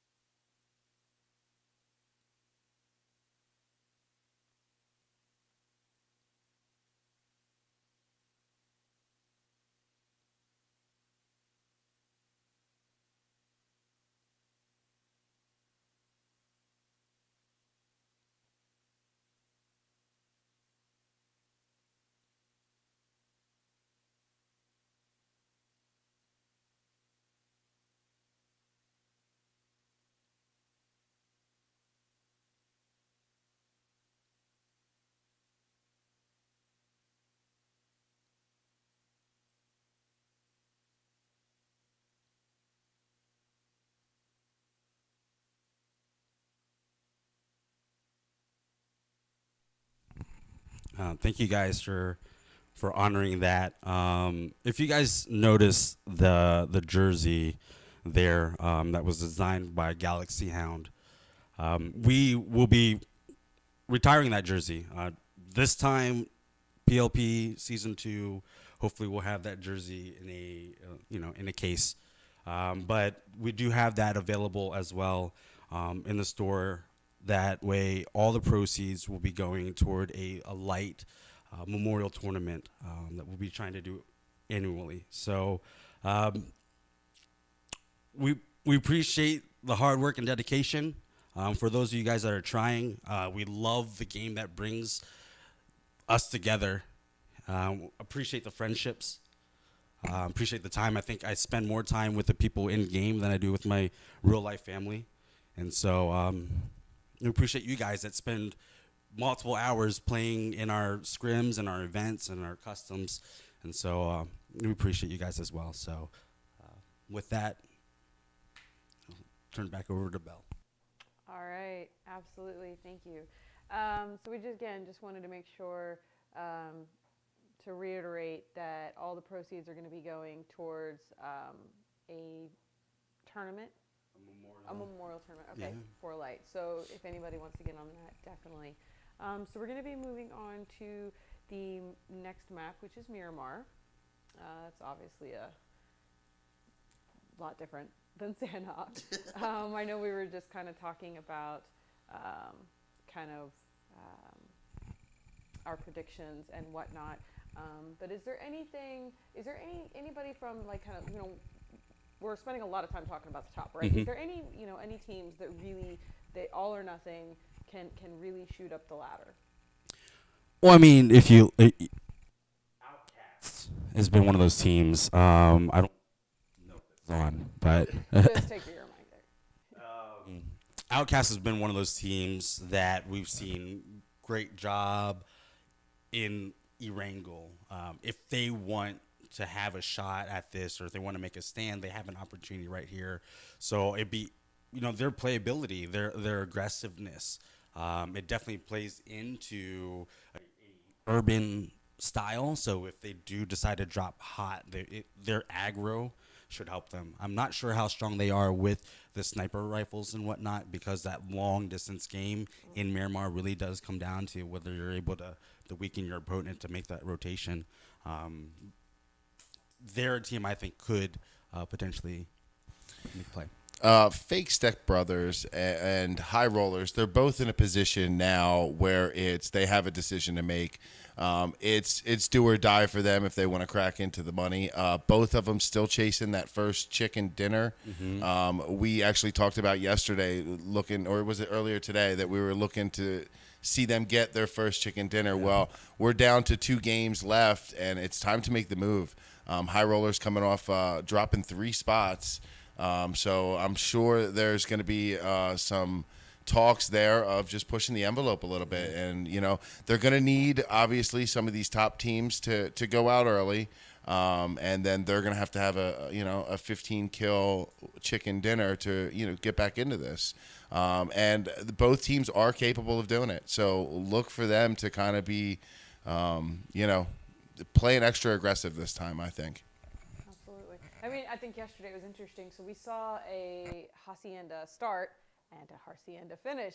And we've been seeing, I don't know, I don't play or have watched, enough tournaments to know, if all the same things kind of keep happening. Does that make sense? And we keep seeing repeats. So I'm curious to see, what happens with the zones here. We've seen very similar shifts each map. So toss-up could go anywhere. I'll tell you, it was funny. Yesterday when I saw it, I was like, look, it's so, or maybe it was the first day, I'm not sure, but it was so close to Campo Militar, and I was like, man, I would kill for that kind of zone. Every time we will literally go there, and it's like, all right, I got 5,000 meters, cool, I got another 30 seconds. I've never seen it that close. I swear it was touching the end of it. Well, I will say this too, and to back you up a little bit, Fake Step Bros, I've had the opportunity to interview them a handful of times throughout the competition, and they've definitely done their homework. I've seen graphs and diagrams of where teams drop. They've power rated these teams, so if they need kills, they know where to go to get them, how to get them with rotations. That guessing where they might go next. Like really, really great minds in that camp. So they have the tools. Let's see if they can execute. Yeah, I'm definitely really looking forward to this game, because each game we're just getting so much closer to the end here. So many things can change in 2 games, and I'm really excited to see what this leaderboard is going to be after this game. So we've got a little bit of time to talk. We're having a little bit of a room situation. So we're going to take a few moments I'm going to go over some of the merch options and go over sponsorships and whatnot, and then we can kind of bring it back to a little bit more in-depth conversation about what's kind of transpired over the last couple days and where we see it going from here on out. Sure. All right. So I wanted to make sure, if you are not aware, Guerrilla Gaming has sponsored this tournament. It is an $800 prize pool. $500 goes to first place, $200 goes to second place, and $100 goes to third place. Again, this all would not be possible if it wasn't for Guerrilla Gaming, who is a pillar in the PUBG mobile community. And I mean that, from the heart. That is a genuine statement. I have seen, the many, many good things that Guerrilla Gaming has done, and they truly, genuinely want PUBG Mobile to be a family situation. You can't talk enough about them. So make sure that you are, if you're going to support PLP, you're going to support Guerrilla Gaming as well. Make sure you're following them on all of their socials, all of their streaming channels, and make sure to stay up with all of the date-to-date information from them. Also, Galaxy Hound is the merchant, I should say. Galaxy Hound is the company that is putting out all the merch. Couldn't come up with a good word for company in my brain. So you can go to their website, it's galaxyhound.com, and check out all of the merch there. Like we said, we've got water bottles and coffee cups and these amazing sweatshirts, which I can tell you I have worn about 1 billion times since I've got it already in the mail. It's already looking worn out. There's also jerseys. I don't have mine on today, but I think Kev's got his on. Maybe we'll get Kev out here so you can see the jersey later. but also dog toys and whatnot. So if you use code PLP Bella right now, that's going to get you 20% off. And also, as we mentioned before, that there is a special light jersey that you can purchase as well that will go toward a specific, memorial tournament for him. You know, it's not at the Galaxy Hound store. A limited edition exclusive Winsanity pillow. Facebook Marketplace, $1 million, guys. Yeah. I'll sell mine for $800,000. Deal. Because that's what it's worth. But I will say too, for Galaxy, for the teams out there that are looking for merch, or anybody out there that are looking for a merch provider, they are really great, really quick on turnaround, and they've been pleasant to work with too. So I've bought merch from a couple different orgs, and it's from Galaxy Hound. Yeah. So yeah, they're definitely have the high quality stuff. I got quite a few of their things in my closet. Absolutely. I know it sounds biased when I say this, but even like the brand that they're using these sweatshirts, it's amazing. Like right when I opened it, I was like, ooh, I love that brand. So I know it's high quality stuff, and I myself definitely will be purchasing from Galaxy Hound. And not only that, but they are supportive. I've seen them in chat today. So it's nice when you can hook up and collaborate with an organization that is just as invested in everything as you are. So I know we've got about 5 more minutes here before we get started. So what do you guys, let's talk about just predictions for the last 2 maps, what we could potentially see. Do we see any upsets coming maybe?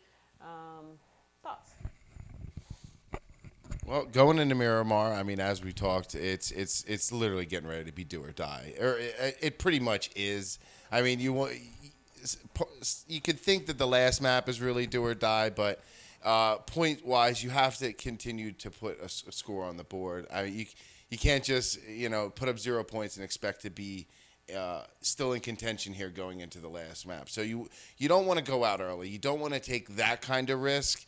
But you do want to be open, to say third parties and defending yourself on a push rather than running away.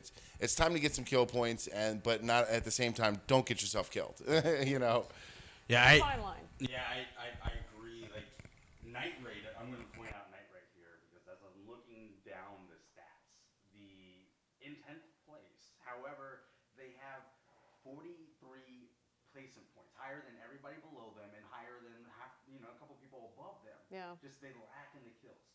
So it's not that they're not seeing end game. It's not that they're not seeing the chaos. It's just they're just not able to come out on top. Whether it's a rotation, maybe it's a communication thing. So they're here for a reason, and it'd be nice.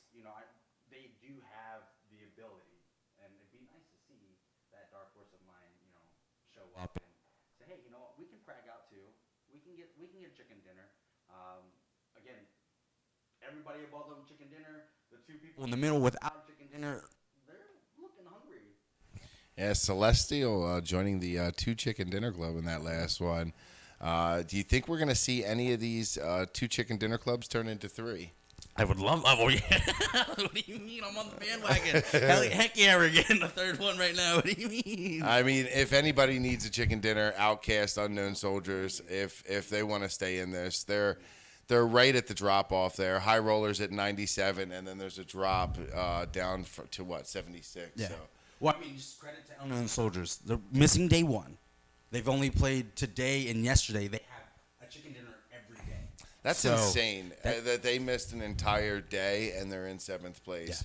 Yeah. I really wish they did miss that day. I mean, they'd be up there in contention with everyone else to get what? They have 76 total points. So if we cut that in half, they're getting 37 points a day. We throw that. They would honestly, if we go on their average here, they'd be in about 4th, 5th, or 3rd place, one of those. Yeah, maths is. But yeah, I mean if they didn't miss that day, they could very well be up in contention. But good for them, and heck, now I want to root for them. That's an underdog story if you ever seen one. Yeah. They are definitely showing up and bragging out. That is. Yeah, for they've sure. only ever had green arrows next to their name. What about you, Belle? What do you think? That is a great question. So, okay, I don't think we're handing it over quite just yet. So, anything else you guys would like to add? Make sure you guys follow Bella Fox Gaming on Twitch, YouTube, Facebook, Instagram, all the things. We definitely do appreciate her being here and hosting this amazing event. Make sure you follow Mr. Flip. The X is silent, okay? I like to say the X. on the YouTube. Oh, it's Mr. Flip Silent X Gaming on YouTube. How did you get Mr. Flip Silent X Gaming? Because you keep correcting. No, I Like did the it X is one silent. time. Mr. X Flip. Make sure you do follow in the amazing team. We got the real crazy Kevin in the back. Also, shout out to Salty and Venus who Yes. have been casting, and they've been doing an amazing job as well. They're actually not sitting in house with us, so there's that added level, for them of having to be part of a huge production and not be on site to see it. So big shout out to Salty and Venus for their. Oh, they've done an their casting. amazing Yes. job, because you guys don't know, but once the match starts, we all sit here and watch the match together and listen to the commentary. And Salty and Venus have done an amazing job this entire finals. So really do Absolutely. appreciate them. And Salty's got a voice for movie trailers, man. I do agree to that. I'm I telling do. you, we got to get him a job at doing a movie trailer. I think he could really nail it. EA Sports. I'll let him finish that. Get in the game. Well, maybe he'll do the voiceover for our next PLP trailer. So Look, listen to him. Do you hear Oh, he that? has to. He has to. I think he should redo everything. You guys just have him script it, or say it all. Also, want to make sure we gave a big shout out to Kev too, as well, Yeah. right? And everybody working behind the scenes, Yes. back there. I mean, there's ITT Tom yes, doing the work. I mean, the cameraman. I casting. I know how hard it is just solo doing it for the production that they're handling back there. Hats off to them. It's definitely more than a two-man job, but they're doing a heck of a job back there right now. Yeah, So- that's really where all the work is. Yeah. Oh, yeah, there's smile and So for season 2, I know that they can find out some more information about season 2 on Peace Love PUBG. I started to say pub and G as two different words, and I'm like, that's not two different words. PeaceLovePUBG.com. If you haven't checked that out, make sure to go to that website. That's got all the information where you can find Discord information and, more importantly, also league information. So I know season 2 is going to be coming up soon. Can you tell us a little bit more about that? We are looking at probably the scheduling thing for us. We want to make sure, I think, when we went into this, we did see that we kind of want to compete against the majors, the ESL, the PMCO, but we also didn't want to step on any toes. So I think we really found a really great time slot here where ESL hasn't started yet, PMCO just, kind of finished. We got to make sure that as far as the scheduling goes in the fall, that we're right in that same pocket. So that's really the mindset, because we don't want to pull people away from competing in the things that they've been competing in for the past few years. But we want to come along and augment and help provide that competitive experience. Yeah, the scheduling part could be a serious challenge. I mean, I used to run, scrims and tournaments back in the day, and trying to avoid stepping on toes when there's so much stuff going on all the time could be very difficult. I think you did a great job with this time zone. Not with my work, because you picked the busiest time of the year for me, work-wise, but for the rest of, the community, I think you did a great job. Appreciate it. Yeah, well, definitely the fall. I think you can expect definitely before the summer we'll have signups. One of the big things for us is that making sure, because there are a lot of events out there. We want to make sure that not only with the success that we're having, that we're providing that same success and helping the other great organizations and tournament orgs out there do really go out. So we want to come alongside and make sure that those scrims and those events, helping them provide qualifiers, to get them involved. Because, it took a little bit of help for us to get where we are. We need to turn around and help some of these other names get out there and the team sign up. All right, well, it sounds like we're on the plane and we're getting ready to get this match started, so I'm going to hand that back over to Salty and Venus. All right, Venus, I'm gonna let you talk us in here. I have to reset real quick. We always get that nice. No problem at all. The plane line for this has fallen a really southern, but straight through the centre of Los Leones and finishing up in Porto Paraiso for this one. So the majority of drop towns or cities is actually out of play and out of reach. So they're gonna have to stretch to really get to those good looting areas for this one. I'm still kind of giggling to myself. I don't know if you guys seen it on set, but like I don't know if it was Kev put up a message on stream that said, "Please send burritos." He did, and Gatorade. I did see that. That was awesome, awesome. Poor Kev. All right, Doing looks an like the amazing job flight back there. path is going down there. Wow, looks like we got a few teams bunched up together as they're headed to certain areas. I'm sure they'll spread out there. Wonder who's gonna take that like island down there with Prison is Los Higos there. It kicked me out of the room, so I got spectate only on the Discord right now. So I'm gonna go with that. So Venus, you might have to help a little bit out here because it's lagging a little bit. I got kicked to the lobby. Yeah, I think it is lagging a little bit on Discord, so it might make it a little bit more difficult for you. I did think a lot of the teams are going to head towards Picado. I don't know if anyone has actually, only Fake has dropped within. And we see All In just on the outskirts. One a knock on to them already from Fake, though, as they've put their feet on the ground. The revive being pulled off straight away, though. He'll be kept in the game, kept in play. The zone has fallen just as southern as what the plane line did. So we're looking at it probably about 20-25% water right now to the south of the map, which is really unusual for Miramar. We normally see it all like landmass. So yeah, it'll definitely be interesting to see where they go to and who's going to take what compounds here. Looks like we got what is it, team 18 there near team 15, I think, which is DN1 Gaming there near team All In, I think, is propped down in that area as well in the background. I had to see where they land, and it'll definitely be interesting here. I am lagging on Discord a little bit here, so Celestials in there, right on top of DN1, and shots going back and forward between.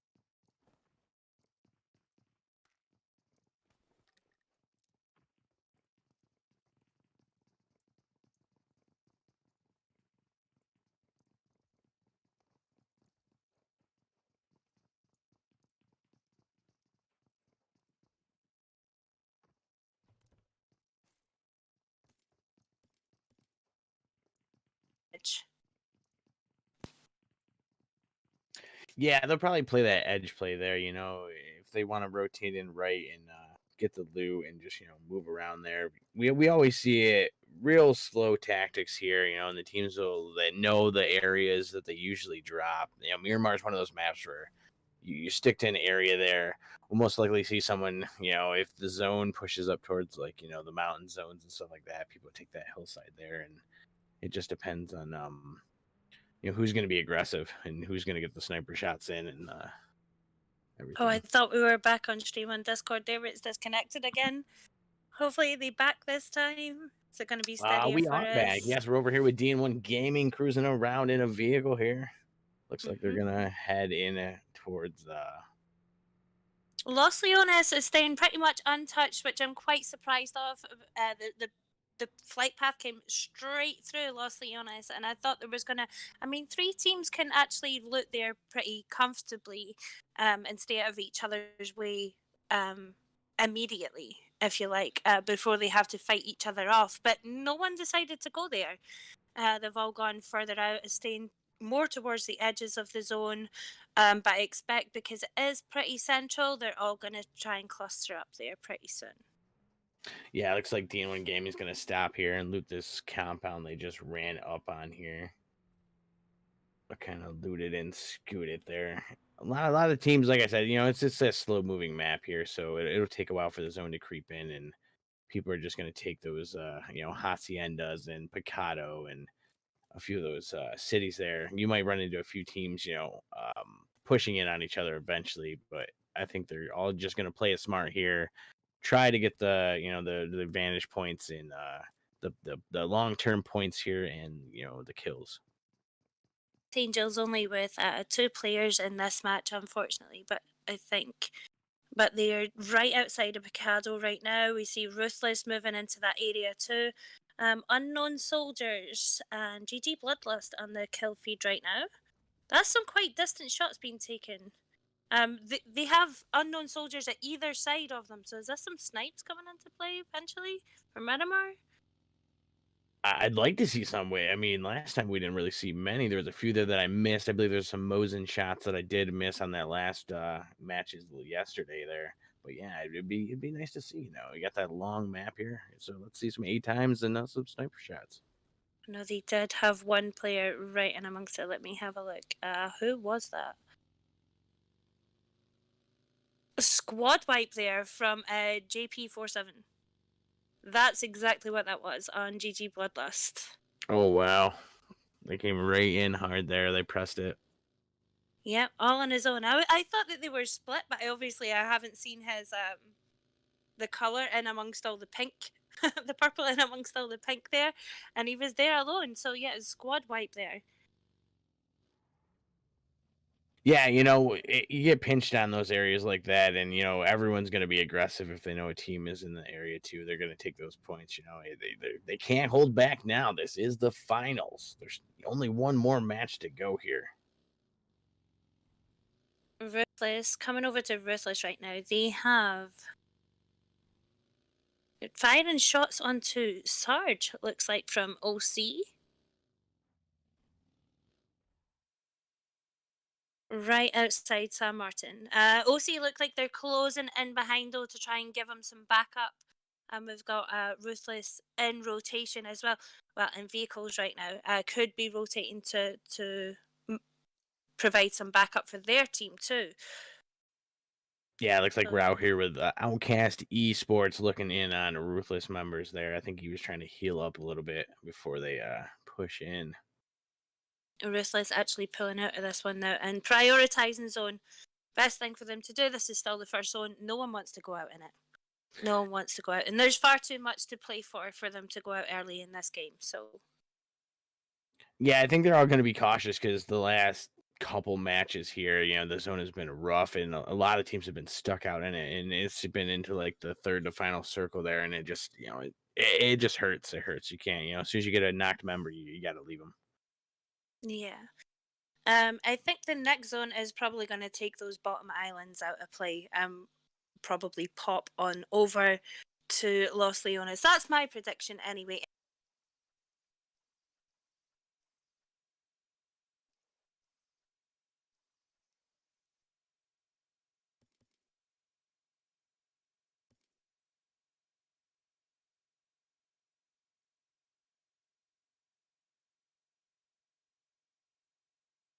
And who's going to push hard on certain areas?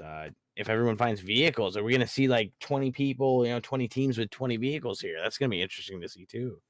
I never find that many vehicles on Miramar. I don't know. What about you?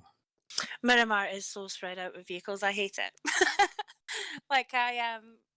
There is like that one website you can go on that shows you like it maps out every single spawn for you, shows you the best looting areas and things, but it shows you the spawns for every vehicle. And for Miramar, like, you never get the ones that you want. You can never rely on them at all. At least with, I think with it being a bigger map, obviously everything is more spread out. Whereas if you look at like a Wrangle, there's maybe 5 or 6 vehicle spawns in that area and they're not that far apart. You can't rely on that with Miramar because the map is so big. And more often than not, you find yourself just running in the open and hoping for the best.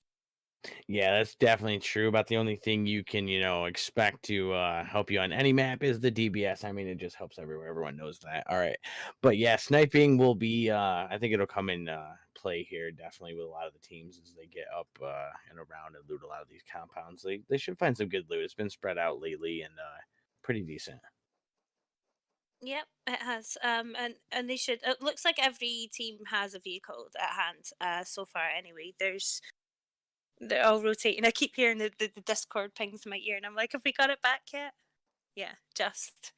Los Leones is in zone this time. Pretty much all of it, like I had said before, which I thought would happen, but still no one touching it.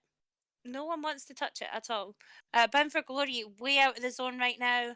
It's only early zone, so I mean, it's not going to do them too much damage right now, but they're going to want to get in there and prioritize it. Because unless they have the meds to back it up, then that could be their worst enemy in this match. Yeah, I mean, we see some teams there that do have like one member that usually just stacks up with freaking, meds and heals and all that just in case they get stuck in the zone so they can heal it out just to keep that position. So we got shots out here from Unknown Soldier Dark Soul over towards Night Raid member there. I'm not sure who the member is. I think that might be Hugo. It's Hugo that's gone down right on the edge there.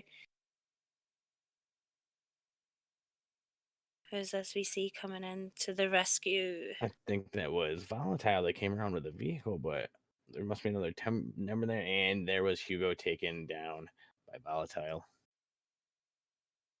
Yeah, it's, Unknown Soldiers just started to move in and circle him there like vultures.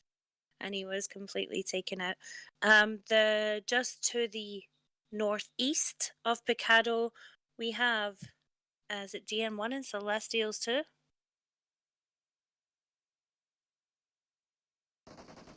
We can get over there with the map there. That is Celestials there. They are sending shots out there towards, looks like Night Raid members. You have to watch. They're gonna have to watch out for third parties at this point, with a few of the teams being around them and with the hillsides that they can all just creep up on.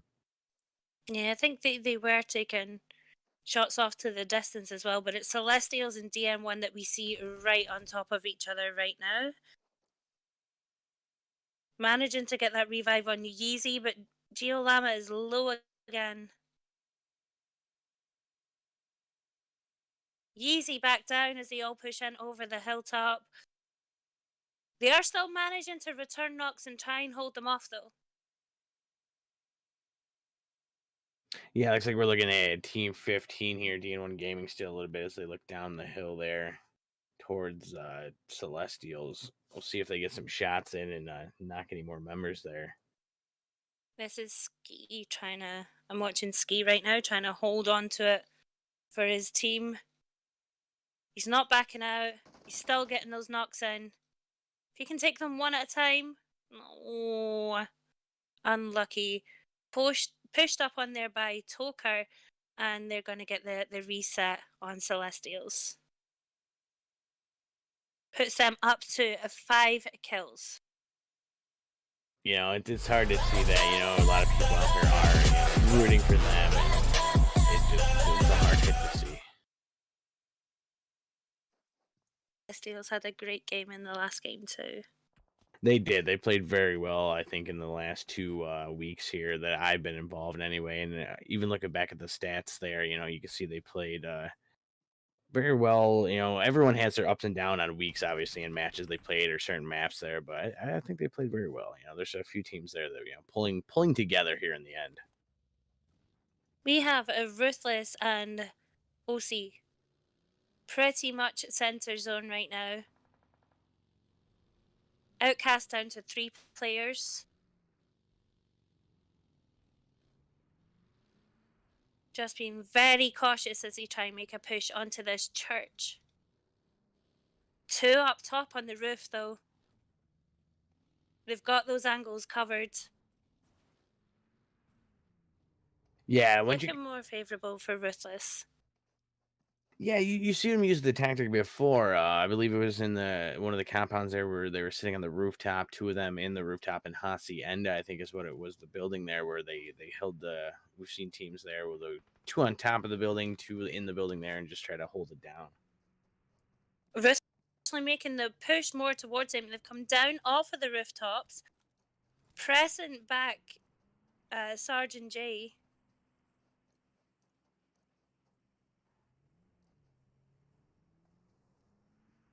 Yeah, it'll be interesting to see if they're gonna press really hard or just kind of see if they can peek and take them out slowly. No, it's Ruthless that's came out on top with that hard push. Once he had that first knock and they've come in right through their building and eliminated the rest of Outcast. Yeah, there it is. And this is where it's going to come down to. The teams are just going to become very aggressive on any team they see now because, points matter all across the board right now. Action's just non-stop right now. What are we looking at? I'm trying to keep up with Discord, but it's really not working for me. We've just seen Yeah, we just jump around your spectator spot there, you'll be fine. Let's have a look. I can Section see 187. I'm sure they've just eliminated someone else and they're being pressed on by unknown soldiers. Yep, unknown soldiers are shooting down there. Section 187, losing a member right there. Looks like they took a little bit of damage there. We got smokes out, though, as they push back for a little bit of cover. Unknown soldiers have a little bit of a slight hill advantage, but it looks like they're going to rotate around to get positioned. Volatile taking an underhill flank on this one to try and get an off angle onto the two-stack building that 187 are holding here. Yeah, they're going to have to watch out for Dark Soul as well. He's been pretty aggressive through all the matches there, so he's pushing into the building now. His play on Arango was outstanding in that first game. Yeah, patience is key sometimes. When to be aggressive, just like the one sound there, you got to know when to hold them and know when to fold them. They took him down and they thirsted to, leaving it a 2v2 between Section 187 and Unknown Soldiers. Yes, that was Hitman that got knocked there. I would probably, if I was him, try to push back to the other men who are on the back side of the building there. Try to revive. She's not stuck out in the open, just like that. And that's X goes down too. We're left with, who is this? A pig? Taken out. Yeah, it's never easy to see. You want to revive your friend there, but you got to play it out as well. Most of the time, if you stay back and stay cover, it's a loss if they go down and they don't get revived, but you don't lose your life trying to heal them as well. It's 187, still in the top 10 this time, but still going out a lot earlier than usual. It didn't hit their points too hard in the last game. We'll see what it does for their overall scores after this one. Yeah, looks like we're over at High Roller Toxic here. He's just kind of peeking around. Their vehicle took a lot of damage there. They didn't want to take it there, so they're just going to run by foot. Oh, Zav's left out there in the blue again. I'm sure we've seen that from him in Sandhawk. We have. I'm sure he is packed up with heals there. Yeah, I'm sure he's got a lot of Let's see. heals. What has he got? Oh, he's got 19 bandages and 3 first aid. No boost left for him, though. Oh, that's dangerous in this map, depending on how far he has to run. And his armor's looking pretty shot up there, too, so it's not going to look good for him if he takes a couple of shots from anyone who is gatekeeping as he tries to get into zone. Yeah, most likely Celestial there. If he takes that route and pushes straight in that way, they'll take that chance. They won't, they want those points. Celestial's right now looking like the only team that are staying really close and clustered together. The rest of everyone else is kind of spread out. I don't know if they're scouting for the right kind of area to move their teams into or what they're doing right now. But the rest of the teams are kind of spread out player-wise. Yeah, that was High Rollers Toxic there shooting out towards a Max Split member as they drove away in a vehicle there. He's just making his presence known.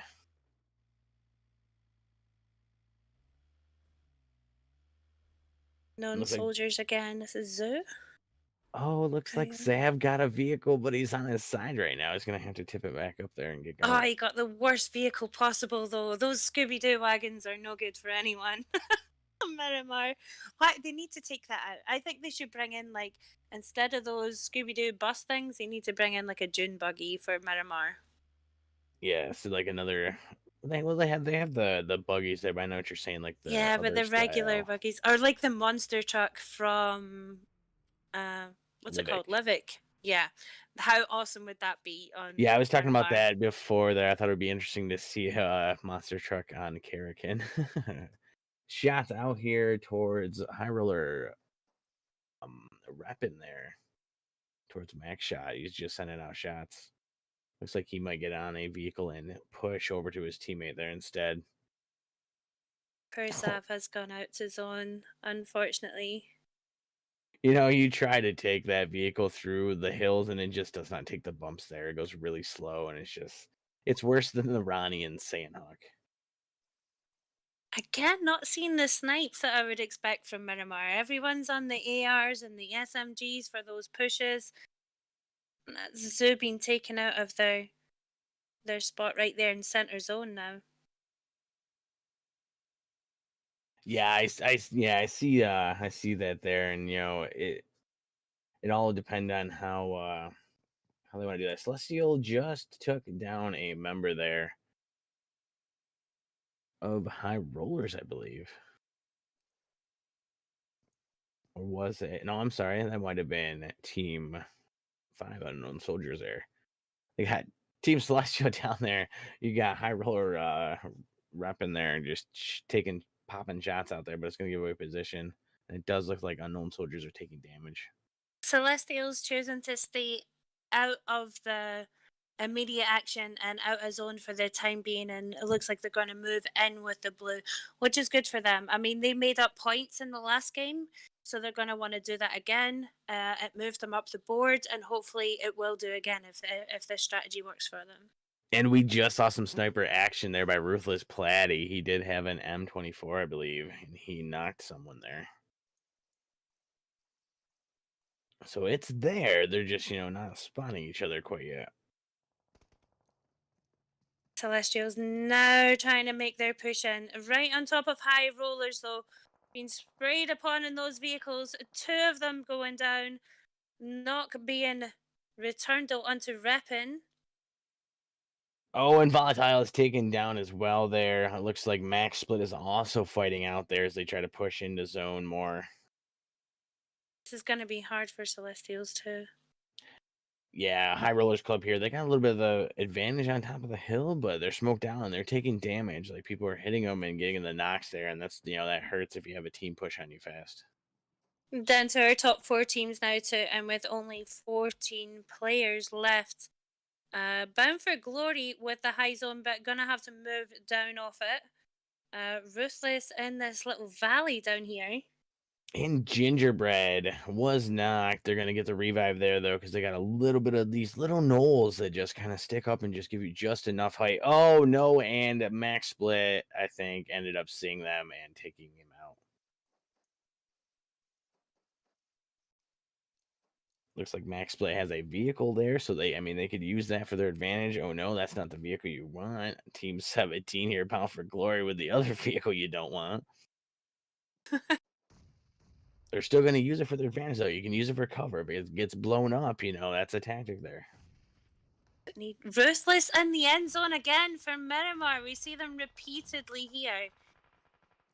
They know this map. They know how to play it. Yeah, and it's just going to creep in. Now the blue zone's just going to keep pushing people. Looks like he's on the few on the fat side there of the zone. So Bound for Glory, Murda, and them could probably push around. I don't know if they'll split it or just, stay tight together. But zone's on them right now, and they're going to have to push in as they're gatekeeped as well. 2 members knocked for Bound for Glory. Does not look good for them. It looks like this game could finish even before they manage to get into the next zone, as they're all out of it right now with a Max Split pushing into Ruthless on that knock. They're all just trying to heal and not get shot, and they are pushing in, and there it is. There you have it with the finish, man. Not even in the final zone. Max Split again, I told you to watch out for these guys. Finishing it out there. Hey, you don't have to have, I believe, those 11 kills for the team. And, that was just really good rotations and pushes by all these teams there. It was. It was really good. It was really good to watch. And 11 kills from Max Split could change everything if they were in second place. And we've seen Section 187 go out a lot earlier than what they usually do. And they're only taking out 5 kills from this game. Ruthless, last zones again for Miramar. They know how to play this map. Yeah, I think they did too. Bound for Glory, they made a lot of good moves there as they pushed in as well. Celestial, they played it well too. They just got, sometimes you get pinched in between other teams, and you just don't have that vantage point there. And I think it was overall well played. And I'll say GG's to Max Split. They went full send there, and they came through with the win there. And I'm gonna send it back to you, Bella.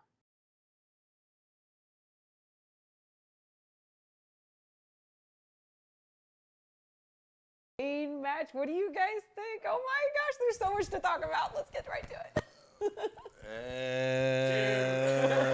And Max Split did it. I called it. I said that they were going to do it, and they did. He said, "Look out for these guys." Wow, and I mean it's pretty much official. I know I'm terrible at math, but Max Split's in first place right now with that performance. First place and 11 kills. That's going to be 26 points for them. But that is huge. Do you think Ruthless made a jump up there to actually take second? Or they're right there on the cusp? Ruthless is going to end up with 16 points for this. I think they got 4 kills in second place. So that's 12, 4, 16 points. No, they don't have enough to even be in second right now. No. I don't trust your math. Don't trust my math, actually. Guys, don't trust my math. Yeah, I would definitely wait for the scores because, Just an amazing match. I mean, the zone one getting away from Hacienda, always great to see that, because we've seen it on enough this weekend. But I think I was watching High Rollers had really great positioning going into the game, and I think they did really well. Unfortunately, they went out in fourth place on that rotation being taken out. They were looking really strong, getting that finish on Unknown Soldiers out in the blue, getting a couple knocks down there. I think Celestials were in that type of mess up down there as well. So great job to High Rollers Club. I think they got some really much needed points to hopefully we'll see that too here in a second. Absolutely. I think we were talking earlier, obviously Celestials, we were both on that team. I think they went out in 5th place, coming in with 5 kills. I think that's what I saw. It kind of flashed through fast. One thing interesting, they were sticking together as a group. You could see other, I think it was High Rollers, they were split out. A lot of teams were 2 and 2s here, 2 and 2s there, and kind of playing the field. And they were sticking together as a group. You know what I mean? They know that every point counts, and I think that that's a smart move on their part. Yeah. I'm really bad at math. I'm Asian. I'm bad at math, but I have to trust the sheets at this point.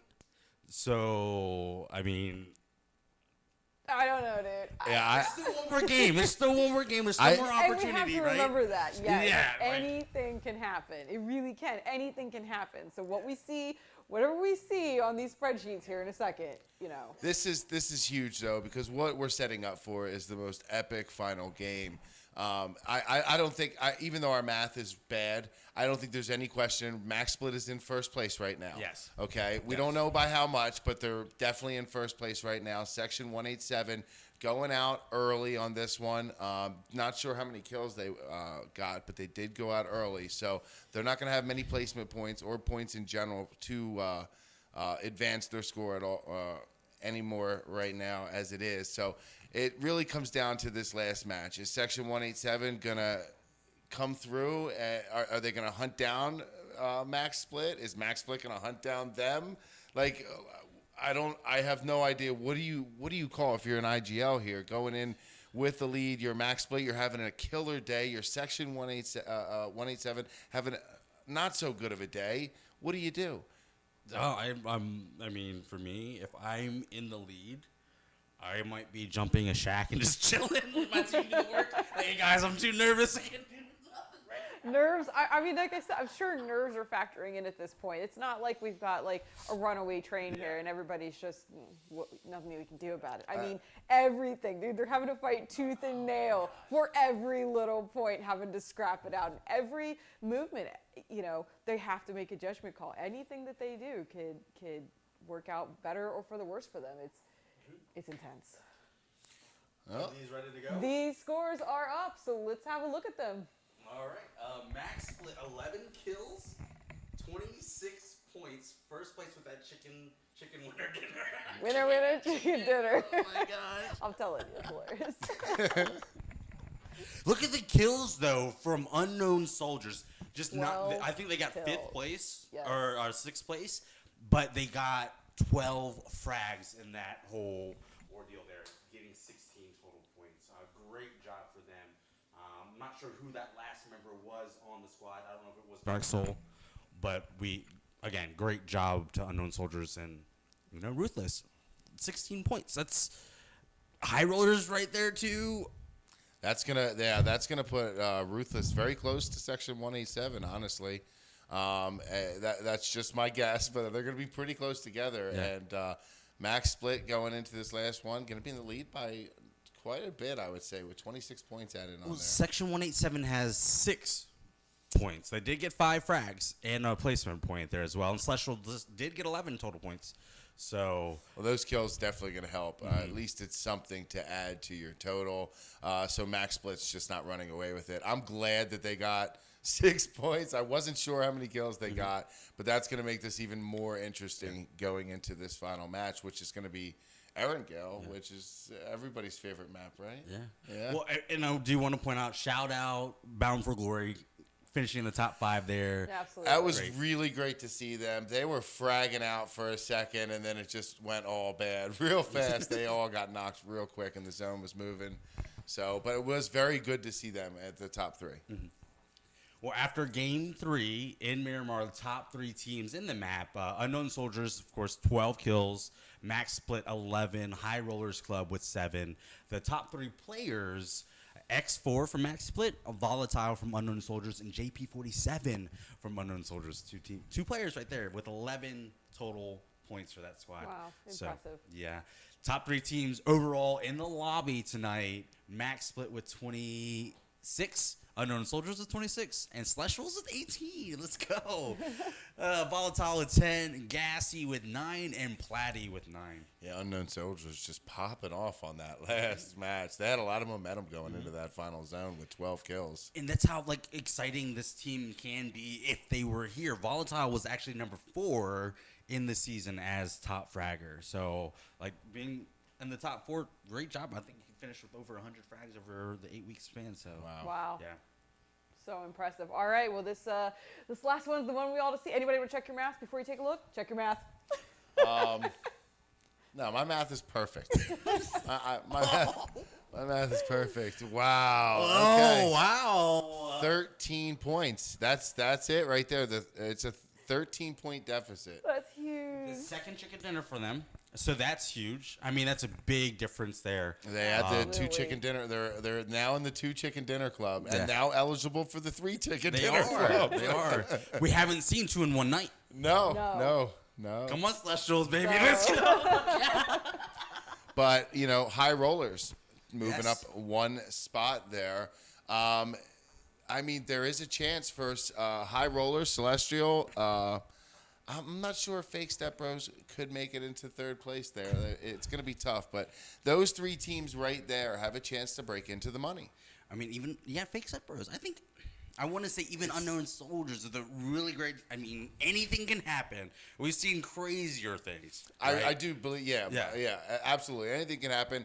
Honestly, you can even throw, Unknown Soldiers at 92. They'd have to kill everybody above them. They'd have to. It's yeah, possible. they would literally, but anything is possible. Hey, this is the PLP. Anything's possible. We'll see what happens, But I'm super stoked to see what's going to happen here. I'm going to pay very close attention to the drop. Is it going to be just like a regular old Erangel match, or I want to know, are any of these other teams, do they want to be a spoiler? Do they want to I mean, they got nothing to lose. Some of these teams down there at the bottom. If I know Max Split's landing somewhere, and maybe I got a friend on Section 187, I'm going to go land on Max Split. Why not? But then at the same time, though, could you be feeding? I honestly think... like, hey, here's a free kill for you. I'm like, whoa. I think if you're Max Split or Section 187, you don't land where you normally land. I think they need to change it up for the land. You can't be predictable going into this last match. I think that there's too many people that have nothing to lose at the bottom of the leaderboard here. Just for bragging rights, you get a team that land on your head. That's just what I think. When that plane's in the air, I am not taking my eyes off the screen because I really think we're gonna see something special off the drop.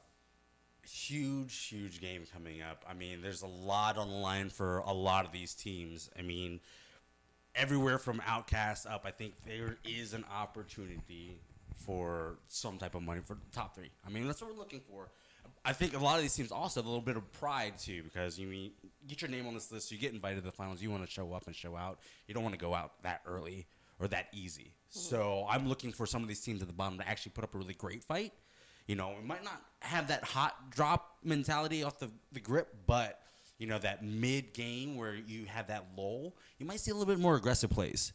And then, you know, remember some bridge camping there around Rozhok or Georgia Pool, a little tricky. Like, this is really, like, let's have some fun. Let's throw some spike traps down. Exactly. I'd love to see a military finish. I'd love to see it, the bridge camp. I would love to see the zone shift south, and who's going to post up on the bridge. They'll just be blowing up boats. People will be on the beach looking to shoot swimmers. So it's going to be epic. This is going to be a great match. And this is a long road. Yeah. This was a long road to get to this moment. Definitely. We definitely do appreciate GG Guerrilla Gaming for allowing us to get there this far. And just to have this much hype and this much excitement, so much on the line for these teams. This is the 140th match. It's a 128 during the season, 11 outside. That's good math. Yeah, right there. We had that one practice match. Yeah, 141 technically. Do you know if any of your teams actually showed up to all 128 matches? Actually. Really? So the teams actually, we hosted 128. These teams were actually scheduled to play 64. Oh, 64. So you had teams actually show up to all 64. Mm-hmm. Wow. Shout out to those teams for the perseverance and the dedication. Just keep showing up every day. That's great. Yeah, for sure. And I mean, a handful of them are in the lobby actually too. So trying to do what it takes, trying to get a little bit of this thing. And really cool to see the esports for PUBG develop into a full season like that. Yeah. You know what I mean? Almost like a real sport. You know that the season is 6 months or something. So that's really cool. I really think this is an amazing league. I'm very happy to be here. I'm super stoked for this last match, man. I'm thankful that you came here. You came to me in Bella's hometown to put this on. I know me and Bella had a blast yesterday. Absolutely. No. I've been having a blast this entire time, and it's all really culminated to this game right here. Like, we started, at the beginning, and we've watched everybody duke it out, battle it out, blood, sweat, tears, the whole 9 yards, and we're right here. It's end game. Everything is on the line. I think I don't know if I can sit down for this. I don't know, dude. I'm going to be pacing myself. I think they are getting ready to get on the plane. So without further ado, wait, can we hear who they think? What do you guys think is going to happen? I want to know, guys. Tell me. Salty Venus, what are your guys' predictions? Well, I'm going to go with Max Split again there. I just think they've been just really aggressive. I mean, they just been there. They made the right moves there, That's what I think. What do you think, Venus?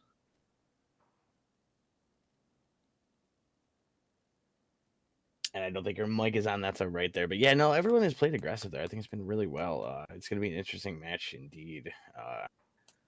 It's going to come down to this. I mean, it's right here. Like he said, our team's going to feed it. Are they going to play it differently? Are they going to, push up on people? Or are they going to, just go all out full send because they have nothing to lose? Mm-hmm. It'll be interesting. What do you think, Venus? They're all in to win it, and I didn't realize that I was still muted to start with it. But yeah, we've seen them. Teams who weren't in the top 5 make their way up and push the others out. So although the top 2 have kind of stayed consistent up there, then the rest has changed. throughout tonight. So let's see. I can't believe this is the last game. The last one. It is the last game here in the PLP freaking Finals Championship Series here. It's going to be, down to this one. Everyone's sticking right through it here. I think it'll be very cool to see all the teams just come through and, it's cool. Even if you're not in it for the end there and you're not going to win, you're still here. You're not ducking out. You're playing through and, that shows, people are here to have a good time and be committed. Yeah. Exactly. Yeah, exactly. Committed, and you're not just dropping out because you think, oh, I'm not going to win it now. What's the point? They're still there, and they're still playing it out, and they're being good sports and absolutely fantastic. Big shout out to all the teams that are still in play right now. After, as Flip pointed out, 140 matches for this league. An amazing, impressive amount of matches here, and we have the flight path down here. If you want to take off their views. Yeah, we are moving from Primorsk up to Lipovka. So we are southwest right now to dead east. So they're always going to be able to get to Pachinki, but we've seen a couple of teams that are favouring military. Could be a little bit tougher for them to get straight into the base from the jump. They might have to either run it out or get a vehicle on board for that. School and apartments. When I've been casting and spectating scrims and the playing line has kind of fallen this way, it's been really busy. So let's see if any of them go there. They could even reach out to Yasnaya if they wanted to too. Yeah, that school area with the triple stack buildings over in apartments too. Yeah, it seems to be a really good area there. Looks like we got Celestials and Ruthless over there on the same side. We've got Bloodlust over there near Unknown Soldiers as well. Looks like we do have someone heading down towards military base. We got Bound for Glory and Fake Step Brothers. We've seen this tactic before. Just like Zoo seems to be landing around the same area they like to take there, and All In too. Right near that Both bridge of up near those Farms. teams actually landed in military base. I think maybe game 4 of day 1 of finals landed military base. It was Bound for Glory and Fake. Oh, and I we're think already starting off here with amazing shift here to the top north part of the water there. And sorry I That's cut you off there about Fake. that's a nasty shift from that flight path. They are Oh kicking no. off in military though, round about there. Yeah, Not they're military, sorry, Milta. yeah, that's Milta, mini Milta area there. It is Night Raid there fighting section 187, but they've got Max Split right there too. And their split team there fighting section 187. So it'll be interesting to see if maybe All In takes some shots over there to third party it, or if they're just gonna keep that positioning there. And Looks like X manages to take out 2 from Night Raids.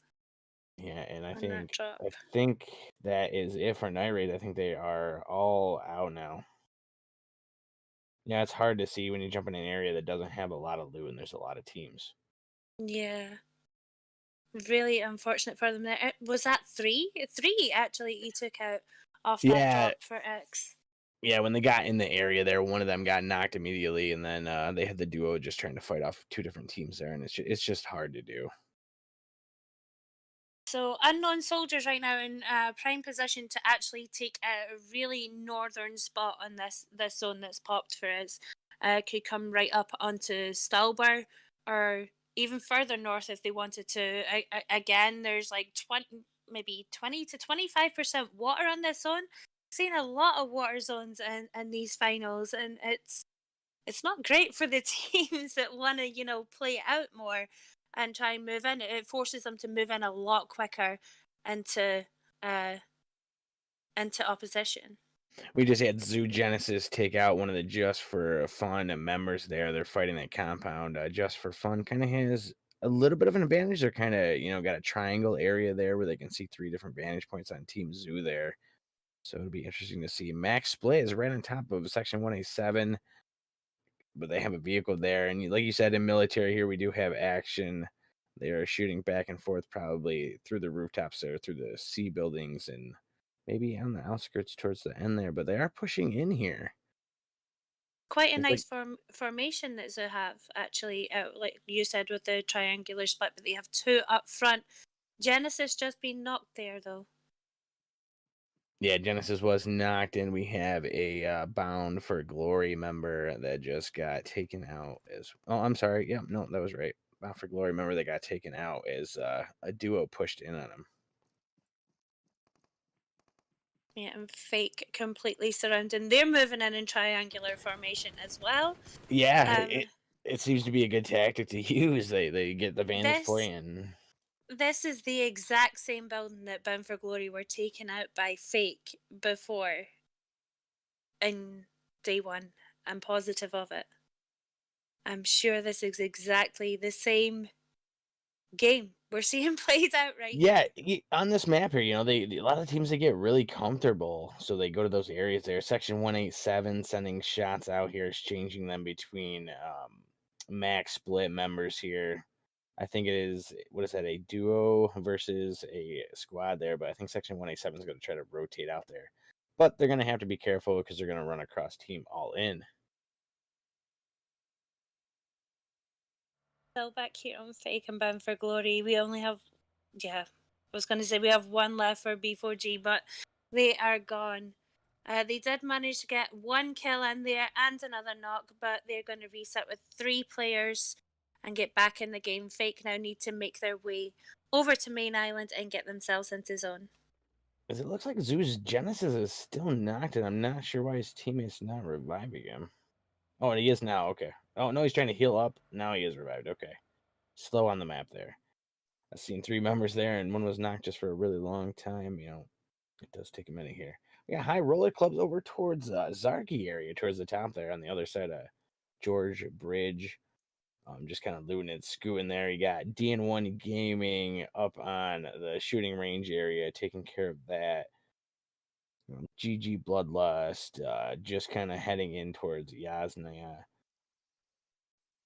Ruthless and Outcast might run into each other here, but Ruthless has 4 vehicles and Outcast only has 1. 2. I'm sorry, 2. Is there a chase going on right now, though? I think they might be being. That's what I was saying. I think they are being chased because the way they rotated there, they're right behind them. I don't know if Outcast is going to keep pushing in towards the center here. They're well out. Ruthless is stationary for now, so that chase that I thought was going on has come to a halt. We've got Just for Fun is completely surrounded by Zoo right now. Although he's in a vehicle, it still could mean him being shot at. Let's see. Yeah, you got Section 187 a member here as well. I believe that is 147. Driving past unknown soldiers there. They got Bloodlust moving in a vehicle, just trying to get around all these teams here. Probably going to run into Just for Fun. But Zoo is right there as well as they drive Just past for them. fun, choosing to crash in on Zoo right now. 2 of their players, we've got Jerry and Chili pushing in on Zoo. Is it Solrak? Solrak with the first knock. Right there, and yep, not quick. Gonna not get the revive, and yeah, they're just gonna thirst that one out there and finish them there. And that is Just for Fun, taking out those members. They have 1 Zoo member left over there, Reborn, over in a nearby. Oh, I'm sorry, and Genesis. I'm sorry, Genesis is in a vehicle here. Oh, they're both in a vehicle, and they're gonna push there. Oh, we have 3 members left. I'm sorry. Yeah, the rest of them pushing in on poor Chili right here. There's only 2 left for Just for Fun too. We have Hacks. Could take some shots and give some cover fire from a distance from this hilltop right here. We got a nade out here by Just for Fun, Chili, looking in on Zoo up in the buildings there. You're going to exchange that. I don't know if they'll push out the rest of the team trying to get over there as well. Yeah, Zoo making the choice to move into the building. If they are too close, though, I mean, it can just be like a 1 nade job to finish them off. They do have 1 overlooking Just the same. Oh, no, he's being taken out. Oh, Chili was knocked, and that's not Reborn. what you want to see. They're going to be real aggressive and just finish that out there. Just for fun, Hacks is going to have to be careful now and play this out for the end game here. Yeah, Hax just needs to back off and try and get himself somewhere safe. Zone shifting in hard. Fake Stepbrother still down there in a military base. They're going to have to get out of there and go across these bridges. They might run into a few people, but everyone that was bridge camping that area is pushed away because the zone is right there. Fake's still out there deep in that blue zone too. And not many of these teams wanting to make their way in either. From like Milta area, like everyone's like holding back. They're like, what's going on? We got Bloodlust pushing in on Zoo here, running right past them in a vehicle. They said, no, they go into the zone. I'm not sure what their tactic is here. But, oh, no, Bloodlust Julia was knocked out of the vehicle in the zone. You never like to see that. You don't really know what compounds to drive past. But that, yeah, it's not a good thing when you lose a teammate from the backseat as you're speeding past a compound. This east side for the zone is still the best position for these teams to play in from. No one has chosen to do so first, but like straight from first zone, it was the best position for them to push in from. Was like the northeast area. I believe there's 5 teams still in zone here, just kind of creeping around, rotating. Looks like Max Splay will probably take that high road, and I would go way up high towards like Stalber rotation to take that circle and kind of push back in. Definitely. Even coming up the north side of Stalber to play really safe if they wanted to get in there for position points. Bloodlust Nebula knocked a member there, I believe, but they got the revive. Julia got taken down by the zone because she was left out there after the knock. You know, it's coming down this. They're going to play smart. Now almost everyone in the zone is in a vehicle right now.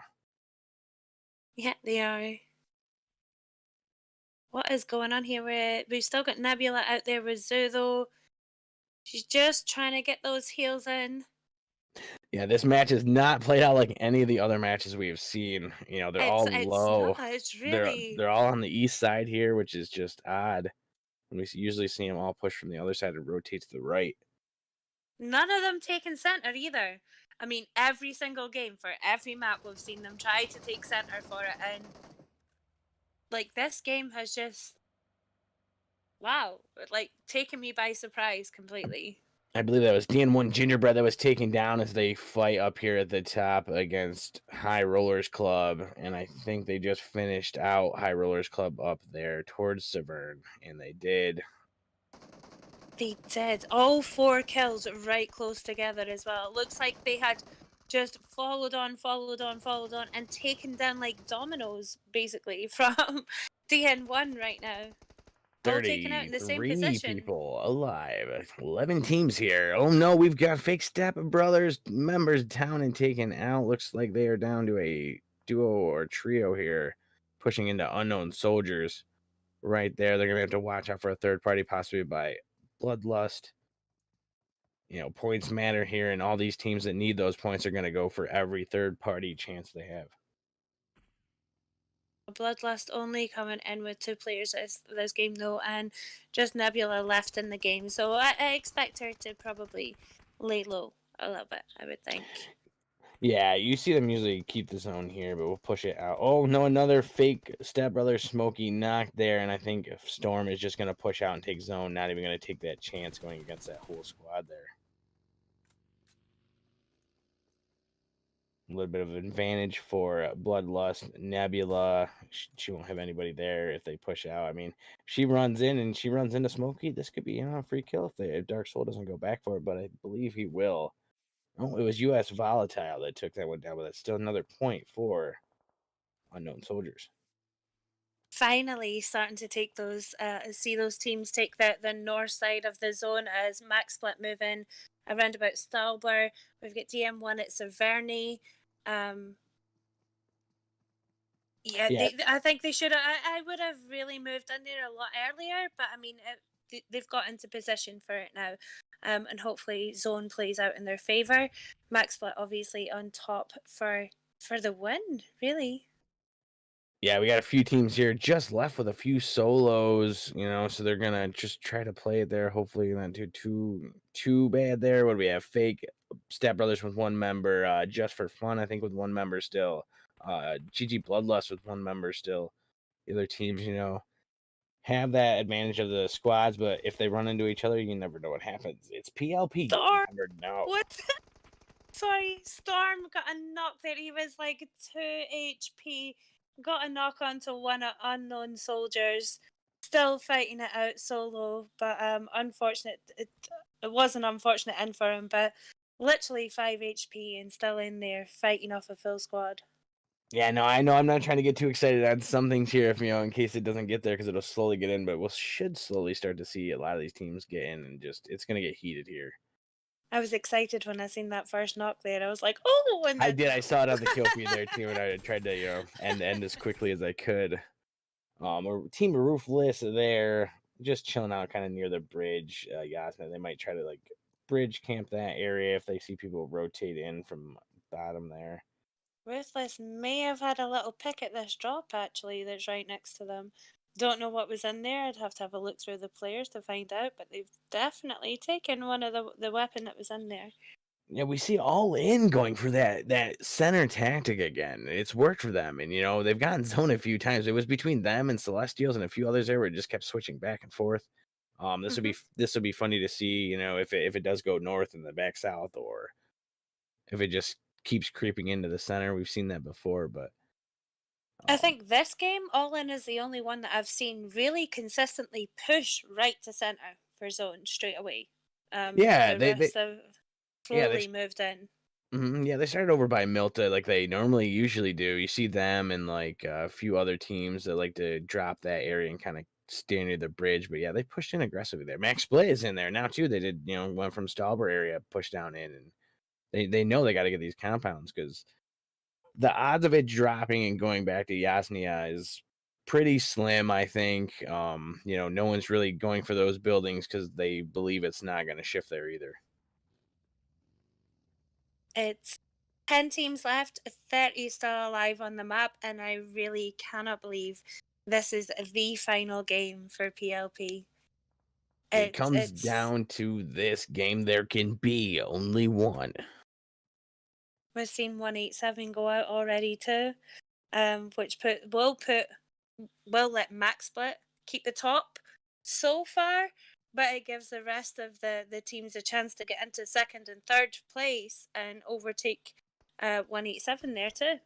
Celestial moving in hard to the compound right near All In. Oh, this could be action here, or they might just be patient. All In might not take any shots, so they don't know they're there.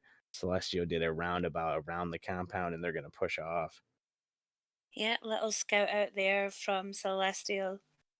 Yeah, and that was smart plays by All In not to give away your position, just popping off shots. This next zone could be interesting in how it plays. We got Celestial passing Zoo there. If this pops kind of like your northeast ways, then we could see them all pushing for that high ground towards Stalber area, and that is a horrible, horrible zone to play for final zones as everyone tries to come together. Yeah, it is, and whoever usually is up on the hill the fastest usually takes that area too. Oh, just for hacks. Just for hacks was taken down by unknown soldiers there. He tried to make it, but he didn't. And look at that shift, just like you were talking about. Yeah, it's nasty, but we see the majority of the teams in there already, and Max Split already playing it out with All In. Look at Bloodlust Nebula up there playing it smart at the top of the zone, trying to, get to the end there and just that, those points, final position there. Everything, every little bit helps. Yeah, she's moving to the short side. It gives her the most time to move in, and it gives her time on her side basically to get into zone. She can wait it out, and she can wait to see where everyone's playing. Listen to where those shots are coming from and judge the best place to move into zone from there. Oh, we slightly had a DN1 gaming member there pushing towards Outcast, but he stopped and then turned around and went back to his team there. must have not felt it out, or they just didn't want to push in. I'm not sure how many vehicles each team has here, but it looks like they've been going with single vehicles, except for Outcast. Massive difference in this game is most of the teams are all staying together. When we've seen this zone on Miramar before, only Celestials were kind of clustered. They were the only team that kind of stayed together, and everyone else is spread out. This game, they're all together. Yeah, I mean your survival chances of staying together, obviously, make your chances way better, especially, if you have a spread out compound, or you can get different positions. But most of the time you see them stick together unless they send out a scout, and just really good plays this weekend, and this whole season, I think, by a lot of the people. OC have spotted DN1 there, and they got a knock, and they're pushing in onto it. They did, and they're gonna end up getting this one here. Oh, I thought he had it under belt. They did. They got it. They did Brownie get it pushed there. in himself to begin I know. with. I saw Brownie get knocked there. I was like, oh, this might be a change of pace here. They might get knocked again, but no, they did play that out and went like that. Oh, Unknown Soldier's Dark Soul up there near Bloodlust, randomly up at the top of the map. That's kind of odd that he would go that route there, but maybe he spotted something and Nebula didn't see it. Ruthless Pre-Fire just took down Celestial Wiggles. They're maybe just using the tactic of holding one player back to make sure that they still have someone kept in the game if the rest are taken out. 26 people alive in this little zone here. 8 teams here. It's coming down. Oh, no, and Zoo. I'm sorry. Celestial members taken out there by Ruthless. Oh, man, it's just going to get quick end shots in here as everyone creeps into zone. It looks like a Celestial Solo is taken out by a grenade. Finished out there. Nice try on that team. They'd finish them off. They didn't want to give away points. If you got nothing to lose, don't give up points. That's the tactic they're going for. That's it. All right, we got Outcast up here shooting with all in. I really do hope it was intentional. It's never the funny. We all been there. Oh, and Bloodlust Nebula ended up taking down out there. She lasted as long as she could, being a solo. It looks like Zoo finished out the team down there as well. This is Max Split moving in on top of Unknown Soldiers right now too. Oh, they're gonna go for that. They're gonna go for those points there. They're trying to stay on top here. Shots out here by Outcast, but they got Ruthless pushing up on them as well, with all in to the north, with Ruthless to the south. This is just gonna be pandemonium as this creeps in here. I think it's just gonna get really heated there. Unknown Soldier Blaze still knocked out there. Let's see if Max Split pushes in to get him there. It's a nasty zone to play. It's like a high to low zone, and knowing when to come from the high and to play into the low is like crucial in this kind of play. Man, all in members right there on top of Outcast. Man, members knocked on Ruthless there. I believe that is a Verbo.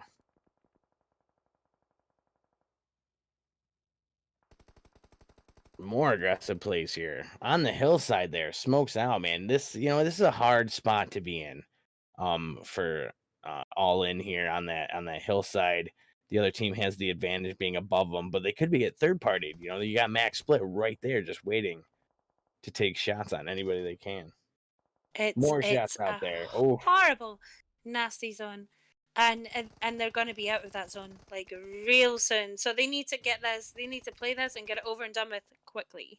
Yeah, and they just did it there. Yeah, they pushed in, and Outcast Esports just took out all in and finished it out there. But the zone could be their downfall here now. Now every other team could be gatekeeping as they try to fight to get there. You called it. Max Split still in there. They're going to push it. They're in it to win it. Like, we want that winner chicken dinner. Only with the one kill this time, so we can see they've definitely played a different game this time, but they've still got to final zones. Yeah, everyone's got vehicles here, looks like, and Outcast Esports is pushing in hard right there near Ruthless. See if they get spotted and if they're going to take damage here, if they'll have enough cover Brownie taken straight out. Oh, taken right out as soon as he landed there, and Outcast Esports members are getting taken out here. Split apart, it's hard. Oh, Ruthless members are taken down here now. I think they're left with one more member as he leaves in a vehicle, and Ruthless is taken out by Outcast. As it creeps into this final circle here, we're getting on this action here, people. Oh, an Outcast member knocked there by Unknown Soldiers. We've got Zoo Genesis taking shots too with a member down. Max Split still full team here, pushing in, trying to be patient there. Volatile shooting in towards Max Split. Max Split playing on the bottom of the circle there. Fat side towards the top there, towards Outcast. This is just, this is where it comes down to. Everyone playing smooth and fast here and smart. It's a horrible position for Outcast to be in. And we've got Dark Soul overlooking them too. We know what he's like when he comes in those end zones. He's ruthless with it. He goes for it. Yeah, Outcast is in that position, like you said. They have just a little bit of cover there, but not much. But between Zoo zooming in on them and as well as Unknown Soldiers there, it's just bad positioning for them. We have more soft cover than anything else there. I hope one of their vehicles is still able to move to get them into the next. Outcast is going to have to snake it to make it and heal out if they can. Zoo in the final zone. 6 kills to them too. Oh, and 2 vehicles coming in with 2 vehicles. They're going to use these vehicles for cover, most likely. It's a good tactic here. Shots out by Unknown Soldiers towards Zoo, as well as Max Split shooting towards them as well. Max Split is going to try to take these points away. Shooting in. They have managed to keep their full squad up on their feet for the full game, though. Zone finally pushing in Outcast there. One of their members is knocked down there, and Outcast is taken down. It looks like Unknown Soldiers loses the member too. Zoo has a member knocked there. Well, Unknown Soldiers knocked down the final. We're down to the 2 teams here. It's Max Split and Zoo. Will Max Split push in? Zoo has the zone right to them, closer to it, but they're on the fat side. So, Max Split, if I would use a split tactic here right now. I would kind of, push it out or try to rotate high to the top of the circle, but, do you have the cover? Full send in with one person in a vehicle. He didn't get knocked either. He's in. Oh, he did. Okay, so he sent one in, got knocked there, and he did get taken down. But there you have it. It's finished. It's game over. They did it. Game over. Again, Max Split coming in on top with the win. Kills on that for them as well. Not like you normally see them frag out a little bit more, but they held back and they still got into that chicken dinner position. Amazing. Yeah, they had to play it smart. They had to go through. They had to hold their points through, and just make sure they came out on top. And, they played it smart. They didn't need a lot of kills. They just had to be strategic about it. Can you believe it there? The finals, it's in, guys. PLP championship here. Can you believe it? Holy cow. Back to you, Bell. What do you guys think?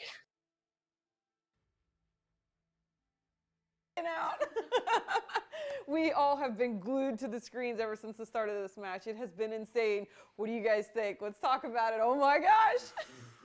Max put on top. I mean, we've seen him from day one coming in, even through our preseason qualifiers, winning first place $50 early on in the season, and just doing the work week in, week out, qualifying for the finals here, and just today we just seen them two chicken dinners today.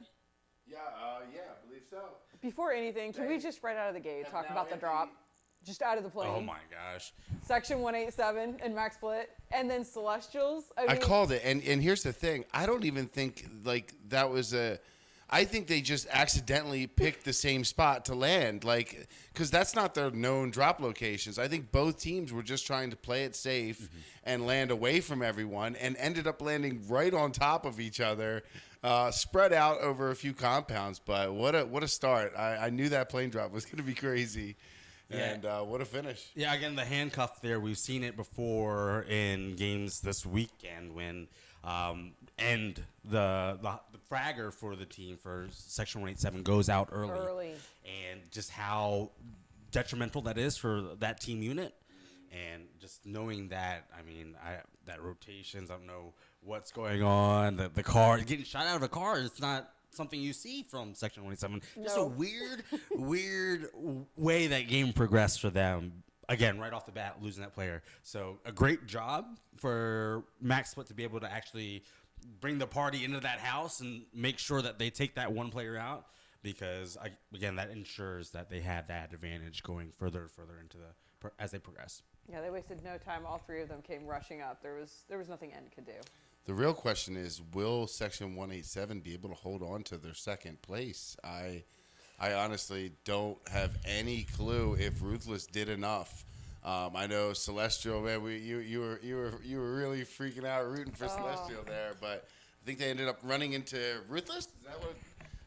They were right by him, but Celestial going out before Ruthless. Oh, he grenaded. They naded themselves against Ruthless. Yeah, I knew there was something there. I was like, something amazing happened there. Yes. And yeah, Celestial using the grenade to deny Ruthless points. Talk about 200 IQ Who play. thought You of know that? what? If I can't have it, you're not having these points either. I love it. Well, I was actually, again, your underdog story, or the understory with Unknown Soldiers missing that one day, and then this close Dark Soul, we saw game one clutching that chicken dinner for them. Dark Soul's a monster, dude. And then doing what he could. I don't know who that was. It was Outcast that he took out right there at the end, and he was literally 2 feet away from the zone there. That was I would have. That right there. Had he, again, we saw him clutch today. Like that right. So close. And you're talking like Oh, this is just a completely the map. This match is like one of the first ones that played out differently. Like we were not expecting, a lot of these things to happen, which just goes to show, you can't count anything out. But Max Split coming out, on top early, that drop with 187. I really think that taking out N, that just in their mind that gave them what they needed. That was just that extra push to go in and say, you know what, we're taking this for ours. Yeah. I mean. Shout out to Section 187. I mean, they came out with the first day and put up such a big lead, so many points. They kind of coasted through day two, just barely, doing what they had to do to stay on top. And then Max Split just the whole time just kept putting up points. And finally joins the 3-winner chicken dinner club. The only one we had with 3 winners. Well, I think it was tough because we saw Section 187 take that early day one lead, especially that huge win at the end, right? Yeah, it was a monster. And then at that point with the interviews and the questions that I was pulling the lobby there, they were coming after them. And so I think for them it was difficult because they were being hunted. They were actively being searched for and found and picked apart. And because of that, Max Split, I don't even think outside of that confrontation, I don't think Max Split actually had a hand in actually taking them out. That was Ruthless. That was all those other teams, Fake Step Bros, making those plays. And, they become the beneficiary of those aggressive plays from the other teams. Well, the scores are up, so let's take a look at what we've got. Let's take a look at these final numbers. Wait. You don't just go jumping right into it. Look, we're not into that one yet. We're not at that slide. We need to take it all in. We don't want to just. This is it. Okay, this is it. See, patience, Bella, patience. Okay, scores. Guys, and you're waiting. No. While you're at it, go to GalaxyHound.com, PLP merch store. Let's just take a side moment. Patreon.com/PLP League. All right, so these will be the scores of this map. The scores. Yeah. What are we? What did we just? The first slide is the scores of this map. Okay. No. Yes, we're not looking at overall It's not standings. overall. It's the first scores of this map. Just Okay. this map right here. I'm pretty sure. All right, I'm ready. I think I'm ready now. All right. No, because you're looking at you screenshotted the scores. Wait, what? I wasn't paying attention. He can't see anyways. It doesn't matter. I didn't pay attention. Game 4 at Wrangle, Max Split, 20 points, 5 frags. I mean, it's 2 today. They played safe. Yeah. They, as a pro player, you watch the kill feed. They knew exactly what happened to Section 187. and they just said, why risk it? We just play it safe. It's ours, and they did what they had to do. Zoo, again, great job on one of those teams that we haven't been able to talk about at all this weekend. Yeah, I was very happy to see them in the final circle. They made a great stand there in the end, and they did all that they could. You know, even when we rolled up to them, they were, you know, handing out first aids. I mean, they really did. They were. Yeah, they were setting up for a heel-off, I believe. Yes, they were.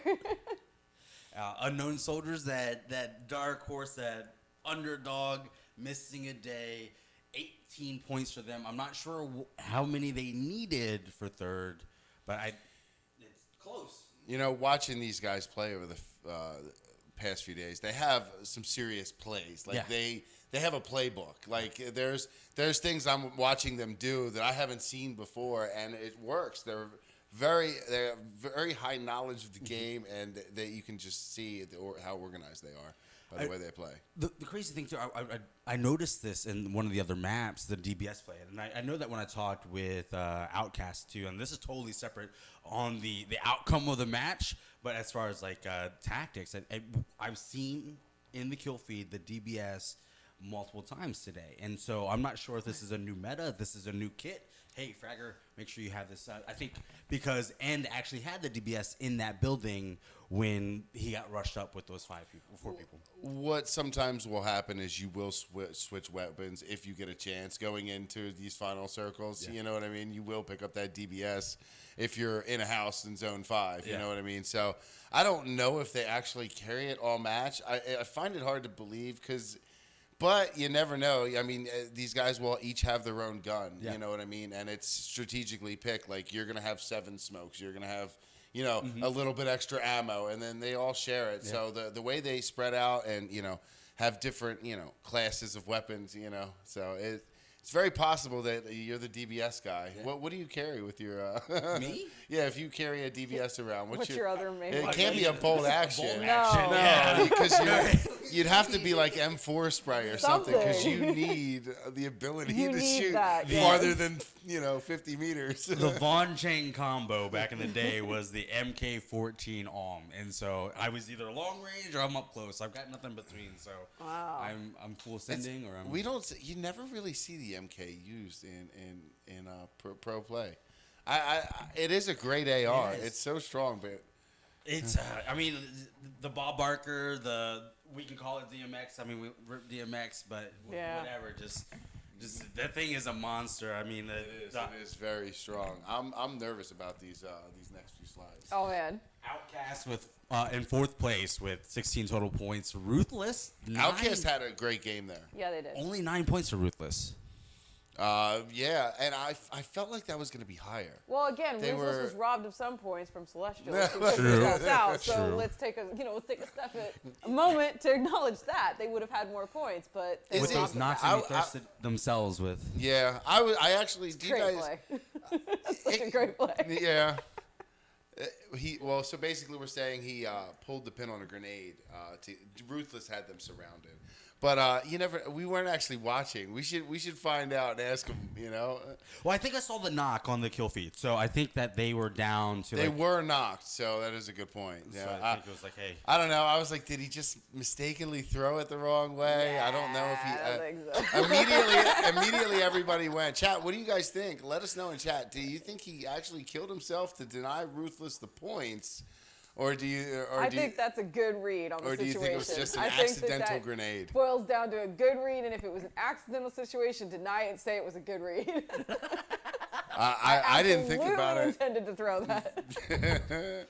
And Fake Step Bros, man, they really had a shot to do something today and make some headway, but sometimes that's just PUBG for you. Yeah. You know, those same things that, you know, rotations or whatnot they could have done on any other day and just couldn't get it together today. Hopefully they can go back, learn from wherever they may have dropped the ball and come back stronger in season 2. You know, I mean, they were one of the pivotal teams that actually took out Section 187 there while they were rotating in that car. So they, again, for the lobby, for Max Split, for whoever might be in 2nd and 3rd place, you know, they're doing favors there, getting those kills though. I mean, we saw that. We see they're able to frag. They played very their well all placement weekend.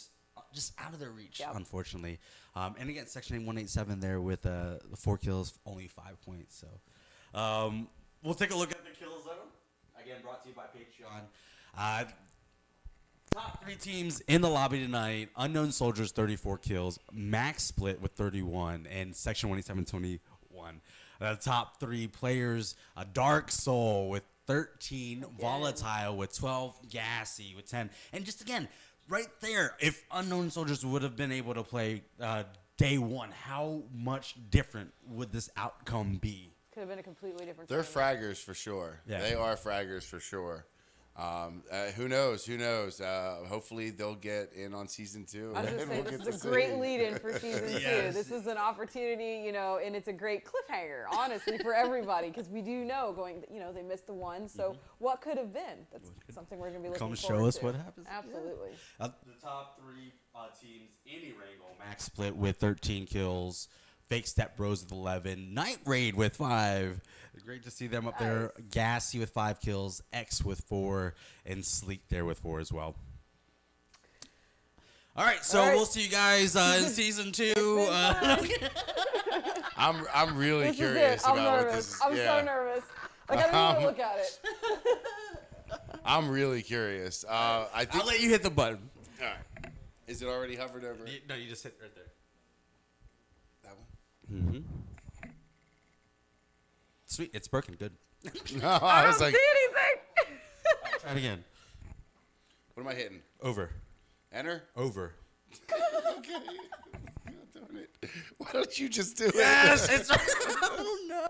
They want me to delete the slide, please. Oh. I don't know. Not on our screen. Oh hey. There it is. Wait. He said slide 21. We're on 22. He said 21. It's all good. It's the same slide, but we can Okay. see the ups and downs and the arounds. I think it just bounced around for us. Yeah. What the heck? 22. I'm so confused. Go down one more slide. Oh. Oh, it's probably because I'm logged into my phone Wi-Fi. Rip. That's it. All right. Well, there's really no surprise here that Max Split will end up being the first place winner. They are the only team to have 3 winner chicken dinners. They're the only team to have won twice in one day, and they won the last match going in first place. So no real surprises there. I haven't looked below Max Split yet. I swear to God, I have not looked below Max Split. I'm going to look now. That was $100 Really? nade. Really? That was $100 nade right there. Really? By them. Wow. Explain for everybody. I'm what sorry. You're So thinking. wait, now it's starting to make sense. So by Celestial nading themselves, they denied Ruthless kills, which means Ruthless didn't have enough points to pass Section 187. But hold on a minute. They only denied him 2 kills. I think there were 3 alive. So one was knocked, so they would have got 1. I think they only denied him 2 kills. So I don't know. I don't think. I think that could have been. Was that first knock on them though? Huh? Was that first knock on them or? No, was I mean, if you nade yourself, like if you get knocked by them, I can steal that. Right. Yeah, but as Absolutely. a teammate, I don't think you can do that. Yeah, I think I can. No, I don't know. Chat, let us know. Either way, I'm most positive that nade takes the Section 187 though, coming in second place. Congratulations Yeah, to them. congratulations. I honestly was not sure after they went out early in this one. I did not know if they would be able to hold on to second place, especially with Ruthless running around the map the way they were early on. So I was not sure. Congratulations to Section 187. They'll be taking home a $200 prize. Yeah. In third place, $100. Ruthless. Congratulations. Wasn't easy. I mean, if you look at how close those teams there in the top 9, top 10, top 7, just they were literally one game. Yep. What could you One more game. Can I get one more? Yeah. And they were ruthless for sure. Oh man, so many opportunities. Celestials coming in 4th. So for a team that came in on a wild card, right, to run out in 4th place, you just cannot. You know, that is still a Cinderella story. That's an amazing. And they had to work so hard just to get in here. So they held their own. They really showed up, fragged out, and you know, GG's to Celestial for showing up. For sure. And you know, GG's High Rollers Club, Fake Step Brothers didn't slow down. They tried. They put their heart and blood out there. Just unfortunately, they just fall short. You know, if you look at this though, in 3 days, Max Split put up 166 points. If you cut that in half, or cut that in threes, Unknown Soldier missing an entire day. These two would be very close in points. Like it would have been very, very close. Well, again, the crazy thing is those teams were in the same division. So every single match they played in regular season, they put against each other. Wow. Unknown Soldier was actually in first place of that division. So on paper, stronger than Max Split. Wow. So they're definitely averaging about the same total points a day. I'm excited for season 2. I hope a lot of these teams, you know, come back to play it for sure. Yeah, this is a lot. This leaves a lot of buildup. I mean, again, there was no just like clear runaway situation that made for boring gameplay. I mean, every single match counted. Every single play counted. So it kept everybody on the edge of their seats, which is what, you know, we as the viewers are looking for. I want to see this excitement, and I'm sure for the players, you know, that just makes it that much more fun and that much more exciting. Absolutely. Yeah. Everyone wants to be that Cinderella story. And again, this is what this is built for. For those who want to get involved with PLP Season 2, again, it depends on when these two are available, possibly as well.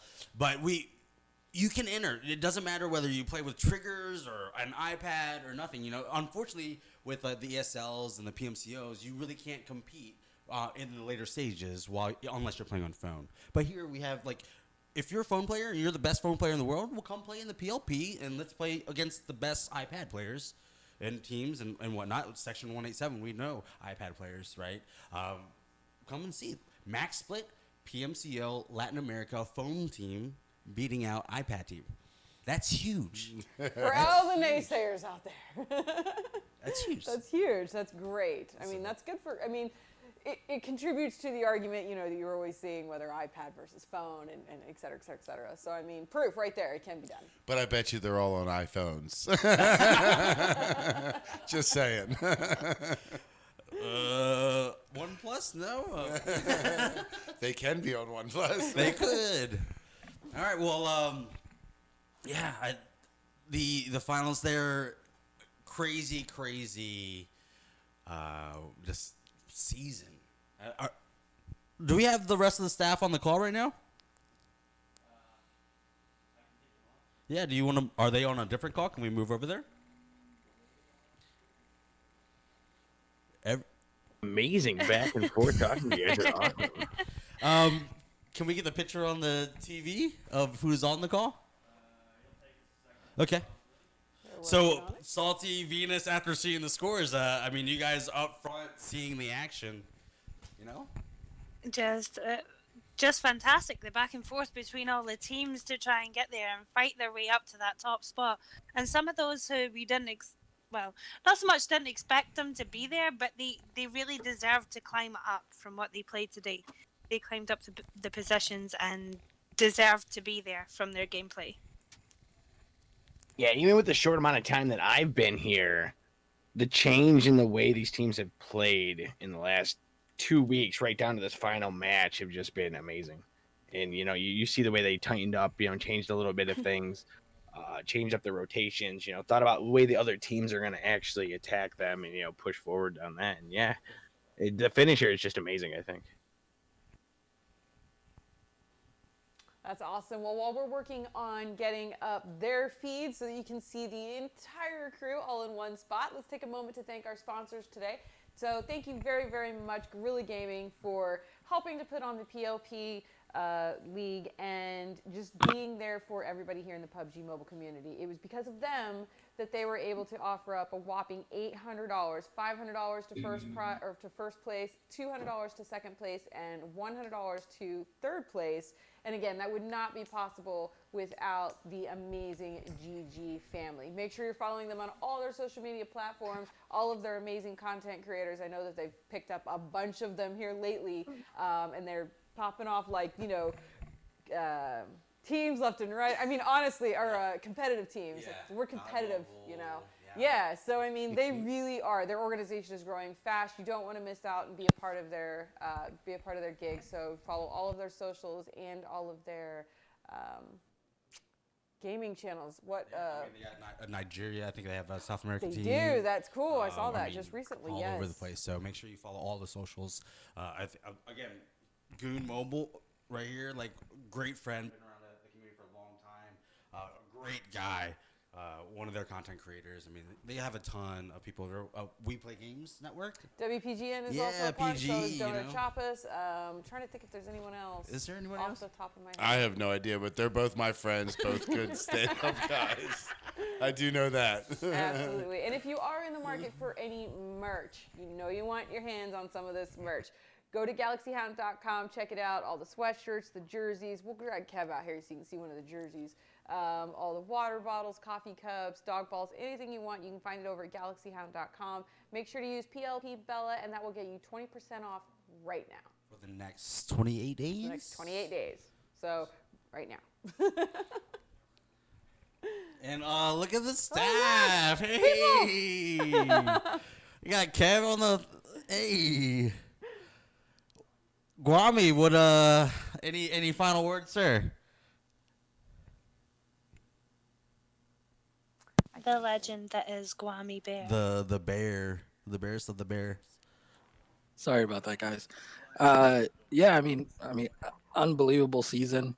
Can't actually believe that it's finally over, and we have a champion. But it's been great to see all the teams come out, and again, the big thing is commitment. We talk about how, we want more options for teams to play as they try to become, a tier 1 pro team, and so it's good to see that that these teams have been committed, and that's definitely the first step to becoming a professional team, is showing the commitment, coming to events and finishing them out and doing the best you can. So it's great to see this level in the community start to step up, and we're excited about putting on more events and having more opportunities for teams that may not have had a chance or experience in ESL or PMCO. So we definitely like to become the third major within the community. So definitely excited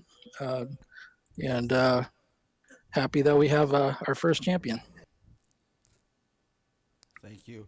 And again, look, shout out to the amazing staff. If you guys don't know, there's so much that happens behind the scenes. I mean, I'm sure throughout the season you saw myself, Crazy Kev, we had a few other casters jump in and stuff, but there's so much. Look, even Tom in the background over there coming in and helping out the past few days here in the live show here. So that just so much work goes on behind the scenes that just so grateful for.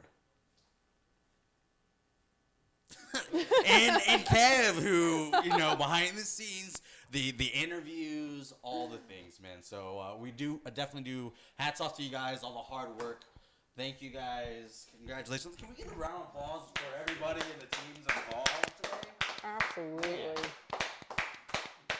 Yeah, I'd like to take the time out here too to thank PLP, for inviting me to be a part of all this, and bringing everybody together here. You guys have an amazing thing going on here. I do appreciate it. Belle, thank you for hosting it, and Flip, coming along too. You guys are freaking amazing on this. Venus coming here casting, and now everybody in the background like non-stop, just every day, no sleep for like the last month for you guys here. So it's been amazing what you guys have pulled together. Yeah, definitely from me. Thank you for asking me to come on board. I took a massive break from streaming and casting and everything like that, but I have thoroughly enjoyed being part of this, and the games have been amazing, and everyone involved has been amazing, and it's just been a great experience all around. We definitely do appreciate you coming home. Well, All right. I think that's going to about wrap it up for us. Or I mean, we might do some fun things if you guys stay around and chat. We might stop this and get rid of the delay and then come back. We'll see here. I'm down. You Yeah. guys get to see more crushes. Some That would be fun. some Karakin customs, maybe? What? I don't know. What- We can if you want. Yeah. So, I'll watch. I don't have anything to plan on. yeah. But we'll do that after this is over, so stay tuned. All right, guys. Well, that's going to do it for us. Thank you so much for being a part of this entire thing. If you've been here since day one, you know everything that's gone into this, the blood, sweat, tears. And if you've just joined us recently, no worries. That's an opportunity to see what's going to be going on Season 2. So make sure that you're following all the socials, all the PLP socials, all the Guerrilla Gaming socials. Make sure you're checking out Galaxy Hound, and make sure you go to peacelovepubg.com to get all of the information on Season 2 signups. You're not going to want to miss that, because this is only the start of it, guys. So we're expecting next season to be even bigger. Hopefully we get even more teams to come in. I loved how close this ending was, and hopefully it turns out Season 2 turns out just like this. Don't look at me, guys. Thank you, guys. We love you so much. Again, for all the fans, the teams involved. Peace. Wait. Love. And PUBG. We need a pan over here. And PUBG. That was terrible. That was absolutely terrible. All right. And that was One my more time. idea too. I'm using the helmet. Peace. Love. And PUBG. I'll see you guys next season or after this. Bye, everybody. Take Bye. care. Ciao. And that